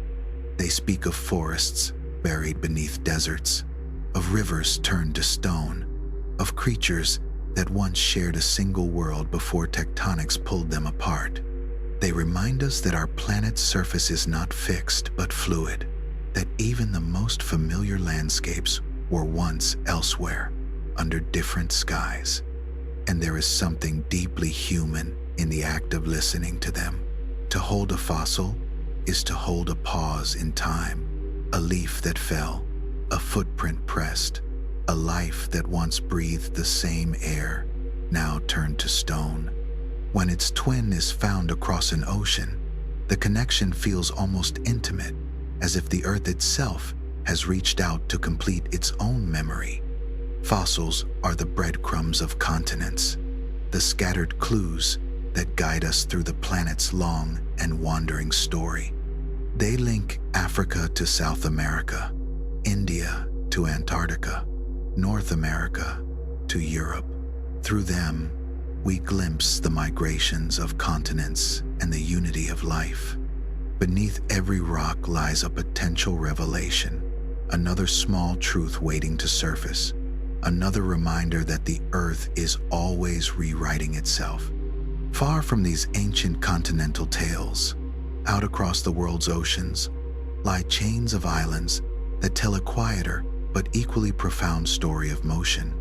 These islands do not form at plate boundaries, where crust collides or splits. Instead, they rise from the open sea, built by plumes of heat from deep within the mantle. These are hotspots, steady fountains of fire that pierce the crust as plates drift overhead, creating trails of volcanoes that mark the passage of time. The Hawaiian Islands are the most graceful example of this phenomenon. Spanning thousands of kilometers across the Pacific, they are living markers of motion. The youngest island, Hawaii itself, is still growing, its volcanoes spilling lava into the ocean, building new land before our eyes. To the northwest, Maui and Oahu are older, their peaks worn soft by rain. Beyond them, Kauai and the long chain of submerged seamounts stretch back 80 million years, an unbroken path showing how the Pacific Plate has wandered over a single, stationary hotspot. Even the line of these islands tells a story. About 50 million years ago, the chain bends sharply to the north. That curve records the moment the Pacific Plate changed its direction, a signature of the planet's deep adjustments. To read it is to watch the world turn slowly beneath our feet. Hotspots are not rare, only hidden. Iceland sits atop one, sharing its fire with the mid-Atlantic ridge, which splits the island in two. The Galapagos Islands, the Canaries, and Réunion all owe their birth to such plumes of heat. Each chain is a geological timepiece, ticking in millions of years. Each island is a note in a long melody of stone, born from the same deep breath. Other island chains are born differently, though with the same restless grace. Where one oceanic plate sinks beneath another, volcanic arcs rise a row of fire above a trench. The Aleutians curve across Alaska, the Marianas across the western Pacific, the Lesser Antilles across the Caribbean. These arcs mirror the hidden boundaries below, elegant curves born of subduction's slow violence. Island arcs are not merely curiosities, they are builders. Over time, as these volcanic chains drift and collide with larger continents, they weld onto them, adding new crust and expanding the land. The continents themselves are patchworks of such additions, ancient island arcs, stitched together into a single body. What begins as a row of volcanoes can one day become a mountain range, or even a continent's heart. There is a quiet poetry to these islands, whether they come from hotspots or arcs. Each begins in fire, but most end in life. Lava hardens, rain falls, seeds arrive on the wind or by bird, and soon forests root in the ash. Hawaii's slopes bloom with green. Iceland's black fields grow moss and wildflowers. Even the most barren volcanic rock becomes home to seabirds and lichens. From violence comes abundance. Yet to the earth, islands are temporary flickers of land in an ocean that never stops moving. Hotspot islands slowly sink as the crust cools and settles. Waves eat away at their edges. In time, they disappear beneath the water, leaving behind only seamounts in memory. Island arcs migrate and vanish as subduction zones shift. What feels to us like permanence is, to the planet, only a brief moment between fire and flood. Still, their stories endure. A hotspot chain traces the slow drift of a plate across eons. A volcanic arc maps the places where crust is reborn. Together, they form the punctuation marks of geology, small but eloquent, scattered across the sea. To stand on a volcanic island is to stand at the seam between creation and time. Beneath your feet lies rock that was once molten, lifted from the deep mantle and cooled into a place solid enough to hold a forest, a home, a life. Look toward the horizon, and the line of older islands fades into blue. Beyond them, the invisible trail continues across the seafloor, each step a marker of motion. The islands in the ocean are reminders of patience. They bloom, they erode, they sink, and new ones rise in their place. They are the Earth's handwriting upon the sea, proof that even the most tranquil waters hide the world's ceaseless restlessness. Each island, each chain, is a whisper of the deep evidence that this planet, even in its calmest moments, is always becoming something new. For as long as people have walked the earth, the ground beneath them has been both comfort and mystery. Solid land seems the very definition of steadiness, the surface that holds every step, every home, every dream. And yet, sometimes, that same ground trembles, splits, or erupts with fire, reminding us how thin the calm really is.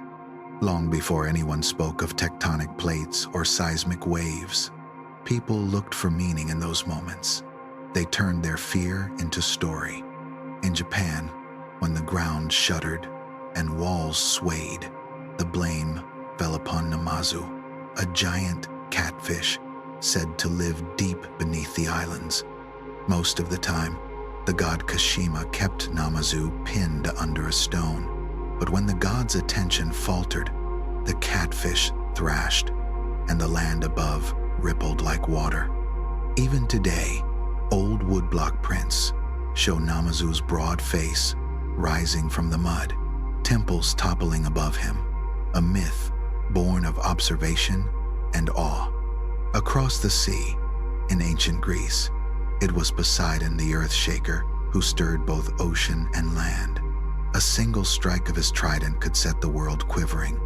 To the Greeks, An earthquake was not a random event, but a message from a god, as if the divine hand itself had tapped the planet to remind mortals of their smallness. In Italy, where mountains breathe fire, people told of Hephaestus, the god of the forge, laboring beneath Mount Etna. Every eruption was the flare of his furnace, every rumble the echo of hammer on anvil.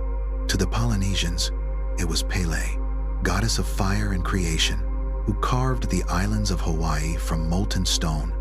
Her anger brought eruptions, her grace brought new land. People left offerings to her, singing her name to honor the warmth that both nourished and destroyed. Far to the north, in the myths of the Norse, the trembling of the earth came from Loki's torment. Bound beneath the ground for his trickery, he writhed whenever venom from a serpent dripped upon his face. Each spasm sent tremors through Midgard, the human world. Even in that frozen realm, the earth was alive, its movements imagined as the pain of a bound god straining against his chains. These stories were never only about fear. They carried understanding in the only language people had. Volcanoes, though deadly, created fertile soil. Earthquakes destroyed cities but reminded people of divine power and the fragility of life. Myths turned disaster into conversation, chaos into relationship. By giving faces to the forces below, people found a way to coexist with them, to honor what they could not master. In South America, the Mapuche told of two great serpents, Kai Kai, ruler of the sea, and Tren Tren, ruler of the land.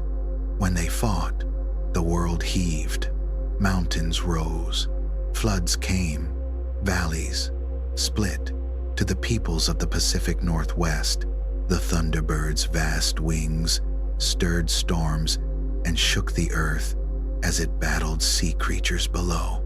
These tales were not ignorance, they were empathy. Each myth translated the invisible mechanics of the world into stories the heart could grasp. To live in such a world was to listen closely. People noticed patterns, how certain mountains smoked, how the sea withdrew before great waves, how animals fled moments before the earth moved. Myths wove those observations into meaning. They told not only of gods, but of cycles, of balance, of warning. Even as science dawned, that hunger for explanation never faded. In the 17th and 18th centuries, when the great earthquake of Lisbon reduced a thriving city to rubble, killing tens of thousands, people still turned to the heavens for answers. Was it divine punishment? A test of faith? Theologians, philosophers, and scientists debated not only the cause but the purpose. Beneath every argument lay the same ache, the human need for reason amid ruin. Today we have instruments instead of omens. We speak of faults and stress, of magma and pressure. We know that the planet's restlessness is not anger, but physics. Yet the old stories linger in the edges of our imagination. A volcano still feels like a living thing. A quake still inspires reverence. When the ground moves, the ancient instinct returns, the feeling that something vast and aware has stirred beneath us. And perhaps, in a way, that instinct is not wrong. The earth is alive, though not as myth once claimed. Its breath is the rise of mountains. Its pulse is the rhythm of the plates. The myths caught the feeling, if not the mechanics. They understood, long before seismographs and satellites, that the planet has moods. There is, too, a curious kinship between myth and science. Both are forms of storytelling. One speaks in gods and monsters, the other in models and equations. Each tries to explain the same wonder, the trembling ground, the glowing mountain, the way the earth seems to respond to unseen laws. Where one sees serpents and spirits, the other sees mantle plumes and subduction zones. But at their core, both are expressions of the same longing, to make sense of the world that shifts beneath our feet. And just as myths gave meaning, science gives clarity. We now have tools that let us see what was once imagined. The Earth's motions, once guessed at, can now be traced in detail. The trembling that once inspired legends of gods is now mapped as waves of energy moving through rock. The seismograph, humble in appearance, is one of the most powerful of these tools. It listens where we cannot. Each time the ground quivers, the instrument's needle moves, tracing the invisible vibration into a line of ink. A single seismograph can record the moment when a fault releases its built-up stress. But when many of them work together, spread across continents and seas, they become a kind of planet-scale X-ray. Seismic waves travel through the Earth's layers, bending and slowing in ways that reveal what lies below. Through their data, scientists have mapped the hidden architecture of the planet: the crust, the mantle, the liquid outer core, the solid inner one. They can see where slabs of old seafloor sink, where plumes of hot rock rise, where pressure builds toward the next quake. Even destruction becomes information, each earthquake a brief glimpse into the Earth's anatomy. Then there is the quiet precision of GPS. We know it as the technology that guides us through streets and oceans, but geologists use it to measure the slow drift of the continents with millimeter accuracy. Small receivers anchored in solid rock send signals to satellites, marking their exact position again and again. Over years, those signals shift, showing how plates move a few centimeters each year, too slow to notice, but enough to shape the world. In California, the Pacific Plate slides north past North America. In the Himalayas, India still presses into Asia, lifting the mountains grain by grain. The continents may seem still, but the satellites record their patience. Other satellites, using radar interferometry, watch the ground flex and settle after earthquakes or eruptions. By comparing images taken days apart, scientists can see hills rise or plains sink by mere centimeters.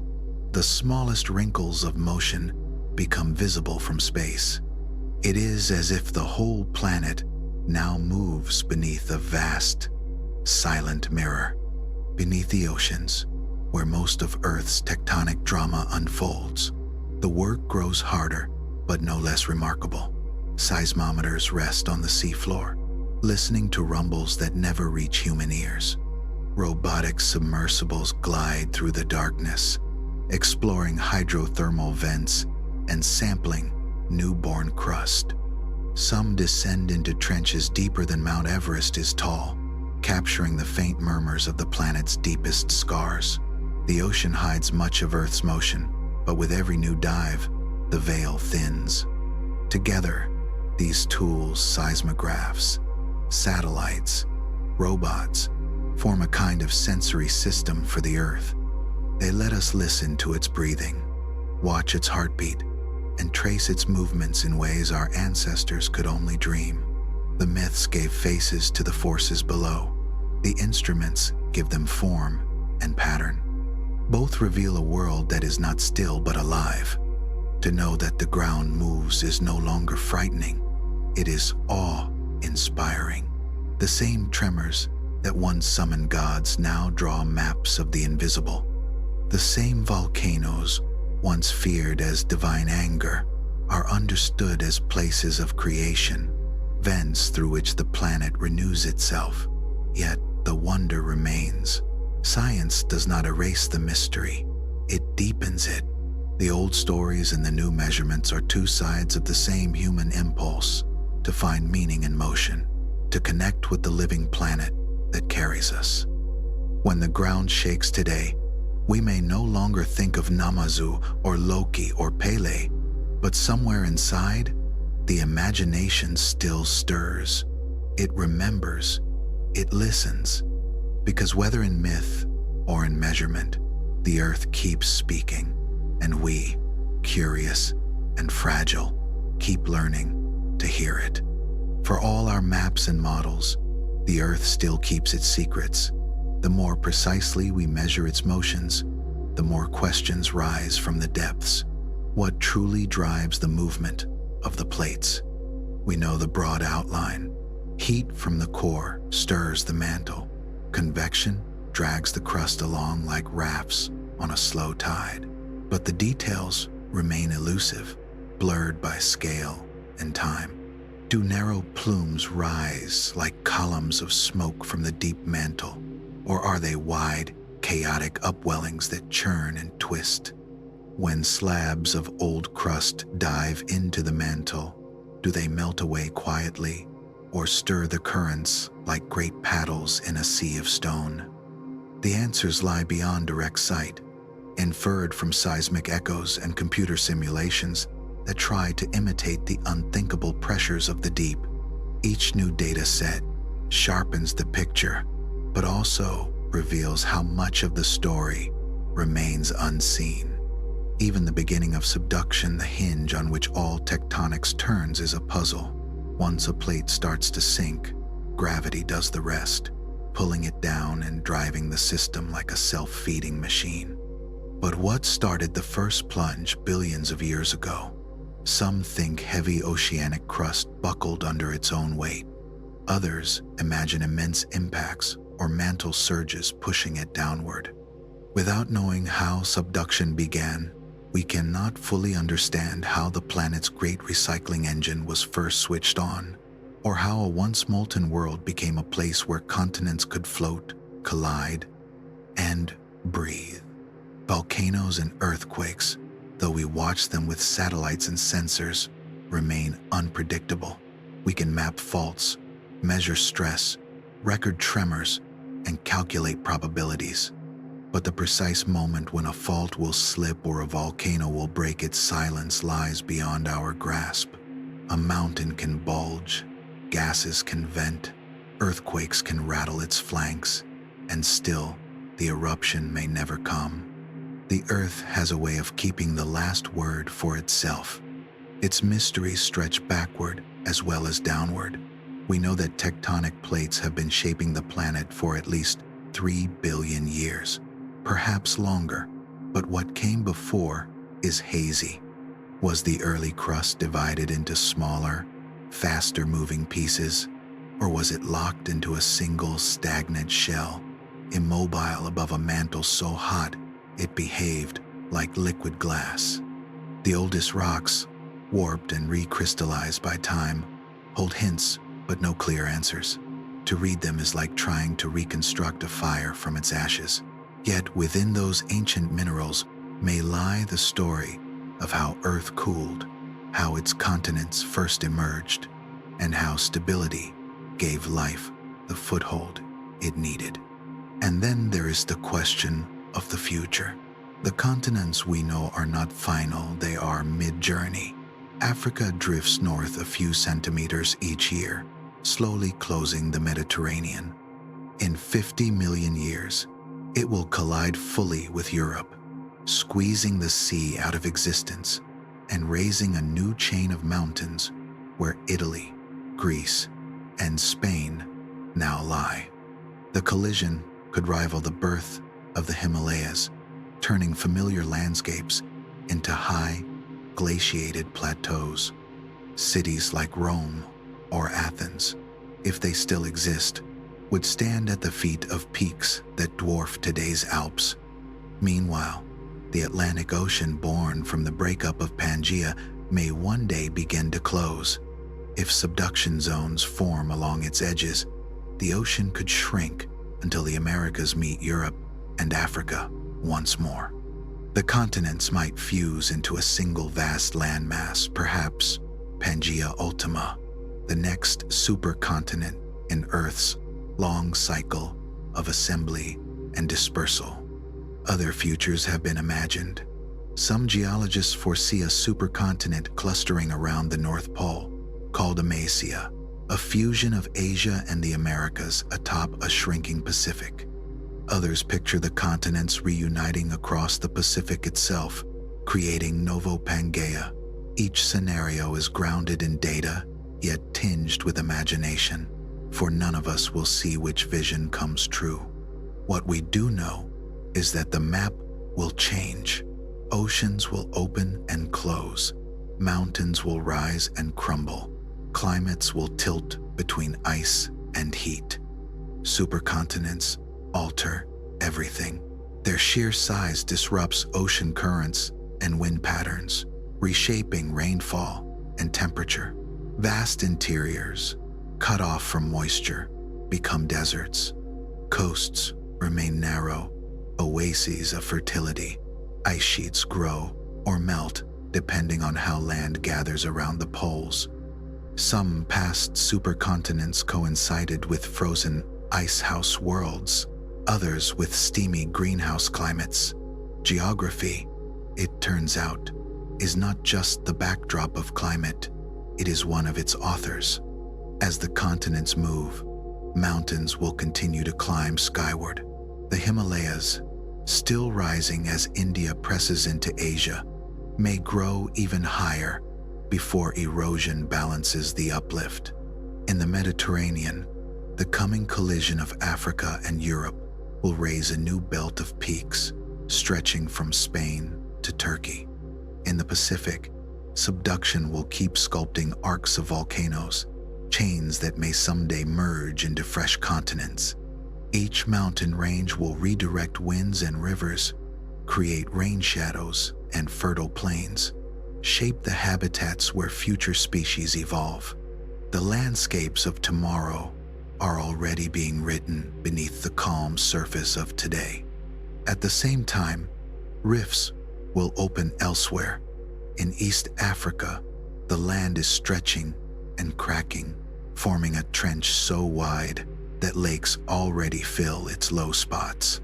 One day, the Red Sea may flood the rift, creating a new ocean between the Somali Plate and the rest of Africa. Along its margins, islands may rise, just as Iceland crowns the mid-Atlantic ridge. Similar slow sunderings may occur in other places, dividing what is now familiar into new archipelagos and seas. To us, these movements are imperceptible. A continent drifts as fast as a fingernail grows. A mountain rises slower than a city weathers. But in geological time, these motions are torrents. In a few 100 million years, the blink of an eye for the planet coastlines will be unrecognizable. Oceans will trade places. Even the stars above will have shifted in the night sky. And where will humanity be in this shifting tableau? Our species is young, barely a footnote in the planet's 4.5 billion year chronicle. Civilizations rise and fall within the span of centuries, while continents take tens of millions of years to drift a few 100 kilometers. When the next supercontinent forms, the traces of our cities may have eroded away, their metals buried, their glass turned back into sand. Perhaps other forms of life will walk the new mountains and wonder, as we do now, what came before them. Yet, in another sense, humanity has already joined this story. We are the first creatures to see the motion clearly, to measure it, map it, and grasp the scale of the restless world we stand upon. We have learned to watch the plates slide, to trace the heat rising from the mantle, to read the long script of stone and time. We build in earthquake zones, farm volcanic soil, and live within the boundaries of faults that shape our history as much as our geography. We do not control these forces, but we have learned to live with them, to adapt, to anticipate, to listen. For all our technology, Earth still humbles us. We can track the drift of continents to the millimeter, yet we cannot say exactly when the next great quake will strike. We can model mantle plumes in glowing color, yet we still debate their shape. We can watch a volcano swell in steam, yet we do not know the hour it will erupt. Geology is a science of patience, a discipline that trades quick answers for deep time. Its progress comes through fragments, rocks, vibrations, satellites, each one a syllable in a conversation with a planet that speaks very slowly. To study the Earth is to listen to whispers and echoes. Seismographs capture its tremors. Satellites trace its shifting skin. GPS marks the slow choreography of continents. Together they reveal a world that is alive with motion, constantly reshaping itself in silence. Yet even as we measure, much remains hidden. Some mysteries seem designed to endure, to remind us that the planet's interior is still a realm of imagination, as much as of data. Perhaps that is what draws us to it, the blend of precision and mystery, of knowledge and humility. The more we understand, the more wonder returns. The Earth moves beneath us, not out of malice or mercy, but because that is what a living planet does. It breathes, it changes, it remembers its own making. We may one day predict the next eruption or the next great quake, but we will never predict everything. There will always be surprises, always new questions rising from the deep. And so the science continues patient, listening, unhurried, tuned to the heartbeat of a world that never truly rests. The continents may look still, but they are drifting this very moment. Oceans widen and close. Mountains rise, erode, and rise again. The world we know is only one frame in a film billions of years long, a single arrangement in the endless choreography of stone and fire. The Earth will outlast every map we draw, every name we give, every age we mark. It will keep remaking itself, quietly and beautifully, long after we are gone. Our understanding of plate tectonics is more than a scientific triumph. It is a change in how we see ourselves in relation to the world. For most of history, people imagined the Earth as fixed, an unmoving foundation beneath a changing sky. Now, we know the truth is the reverse. The heavens shift slowly, but the ground itself never stops. To understand tectonics is to recognize that we live on something alive, something with breath and rhythm. In learning how the continents drift, how mountains rise, and how oceans open, we have discovered not just how the Earth works, but how deeply we belong to it. Each quake, each ridge, each grain of volcanic sand is part of a continuous conversation between the planet's interior and its surface, a conversation that has been going on for 4 billion years and shows no sign of ending. In recent centuries, humanity has joined that story in unexpected ways. Our species has become, for the first time, a geological force. Through mining, agriculture, and construction, we have reshaped entire landscapes. We move more rock and soil each year than all the rivers of the world combined. Our carbon emissions alter the air. Our dams still the rivers. Our cities glow so brightly that they are visible from orbit, a new kind of tectonic signal, an artificial layer laid upon the natural one. Some scientists call this moment the Anthropocene, a new epoch marked by human influence. Long after we are gone, the planet's rocks may still record our presence. Layers of plastic hardened into stone, traces of soot and metal embedded in ice cores, the bones of billions of animals raised and consumed. These will become the fossils of our age, the unmistakable signatures of a species that learned to shape the world and left a mark. In this sense, we have become co-authors of Earth's geological story, even if only for a brief chapter. Our actions echo in the same language of pressure and change that tectonics has spoken for eons. We are part of the restlessness now, sculptors and subjects both, building mountains of concrete while natural ones rise in the distance. And yet, for all our influence, we remain small in the face of the planet's deep rhythms. Continents will continue their slow migration, indifferent to our borders. Oceans will open and close. Climates will shift. The details, whether Pangaea Ultima will form, or Amasia, or some unimagined world, are still unwritten. The cycles are predictable. The outcomes are not. That is the Earth's paradox. It moves by rules, yet never repeats itself. Maps, mountains, and seas all have lifespans. Every horizon is temporary. The continents are travelers, and we are passengers, sharing only a short stretch of their long voyage.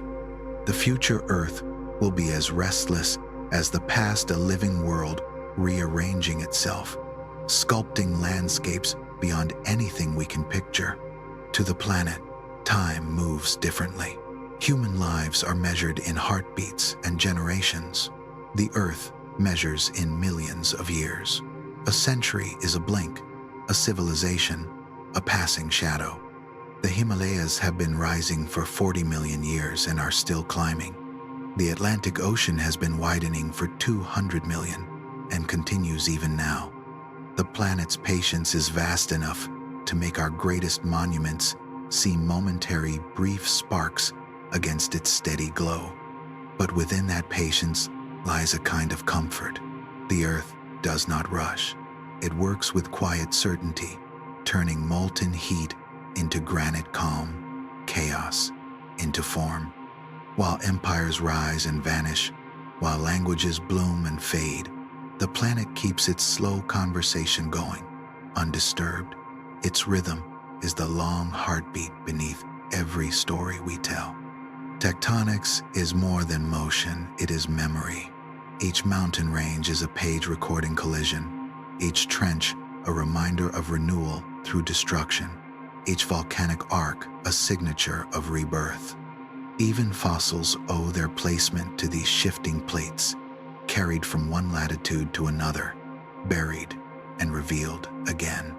The crust is not a surface so much as a manuscript, constantly rewritten, its earlier lines visible beneath the new. The scale is beyond comprehension, yet its message is simple. Nothing stays still. Change is the one law that endures. That truth can feel humbling, but also freeing. Our lives are brief, but they are part of a greater continuity. The ground beneath us may be restless, but it is trustworthy in its cycles.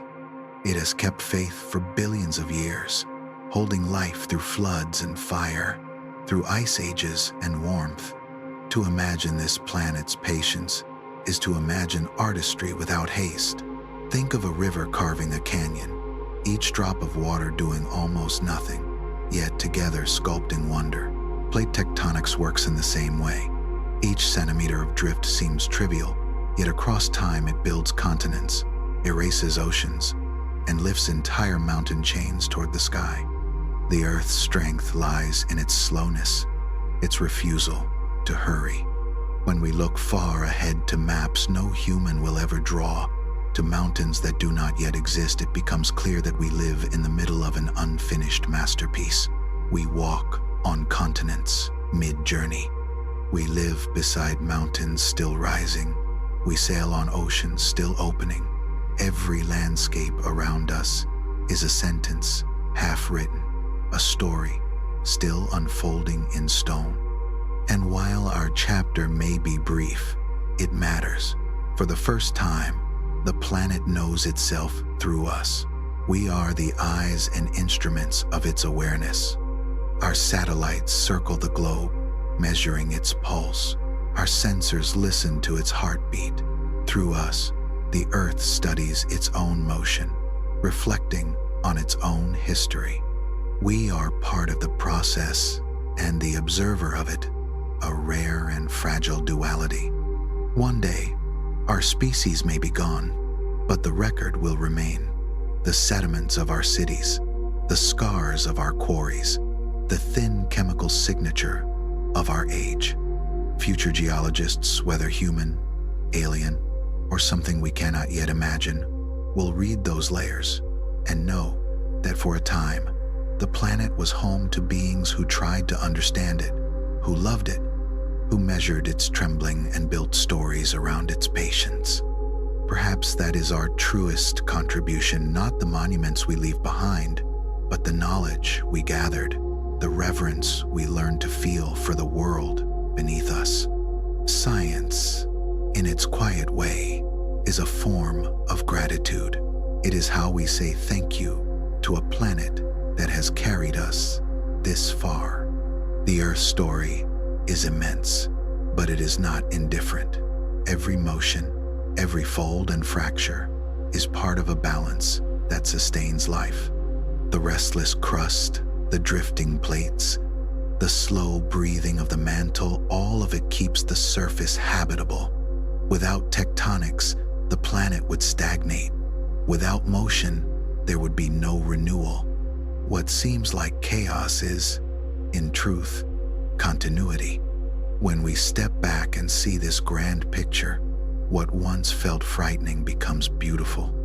The trembling ground, the distant volcano, the slow collision of continents, they are not signs of instability, but of vitality. They are proof that the Earth is alive and that we live within its pulse. To stand on such a world is a privilege beyond measure. We share the planet's patience, its rhythm, its restlessness. We are temporary, but we are part of something enduring. The ground may shake, the mountains may rise and fall, but the story continues, slowly, steadily, endlessly. And perhaps, in the quiet hours, when the world outside is still and the mind grows soft with sleep, we can hear that story whispering beneath us, the hum of the mantle, the sigh of drifting continents, the low, eternal heartbeat of the restless Earth. And now, as the thoughts settle and the night deepens, you can feel that pulse beneath you, the same patient rhythm that has guided every age of this planet. The continents keep their slow conversations. The mountains whisper in the dark.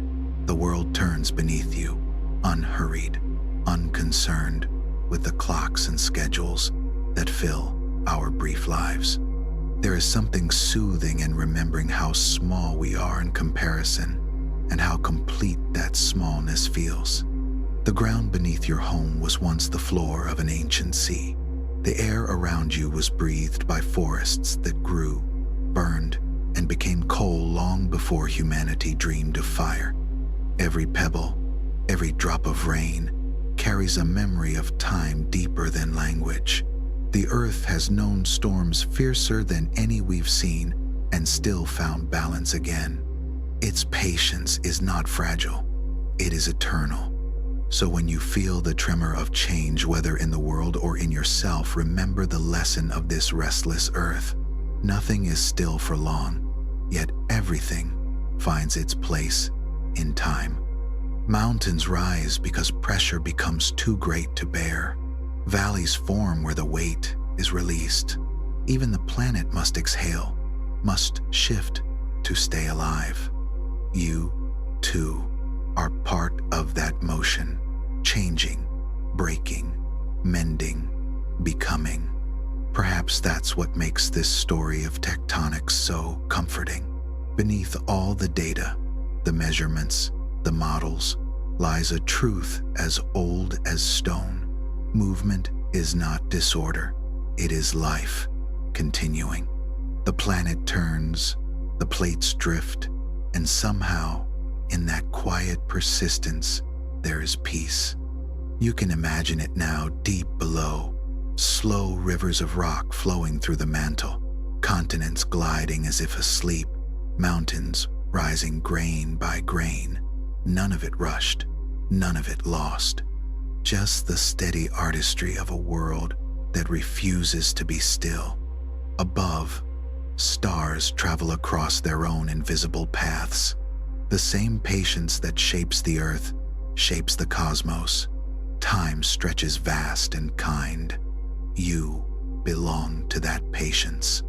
You are not apart from it, you are made of it. The calcium in your bones was forged in dying stars. The iron in your blood once sank through molten rock before finding its way into you. The restless earth is not only beneath your feet, it is within your veins. So let the planet's calm endurance guide you tonight. Let its slowness remind you that life does not need to hurry to be meaningful. The earth takes its time, and so may you. Breathe with it. Feel its warmth under the coolness of the air. Know that you are safe here, carried by something ancient and kind. The world will keep moving while you rest. Mountains will lift a fraction higher. Oceans will breathe against their shores. And deep inside, the mantle will turn with its quiet grace. You don't have to hold any of it. Just listen. The story continues, without effort, without end. Sleep well, traveler of the continents. The planet is still beneath you, but only for tonight. By morning, it will have moved just a little and carried you forward on its endless, beautiful journey.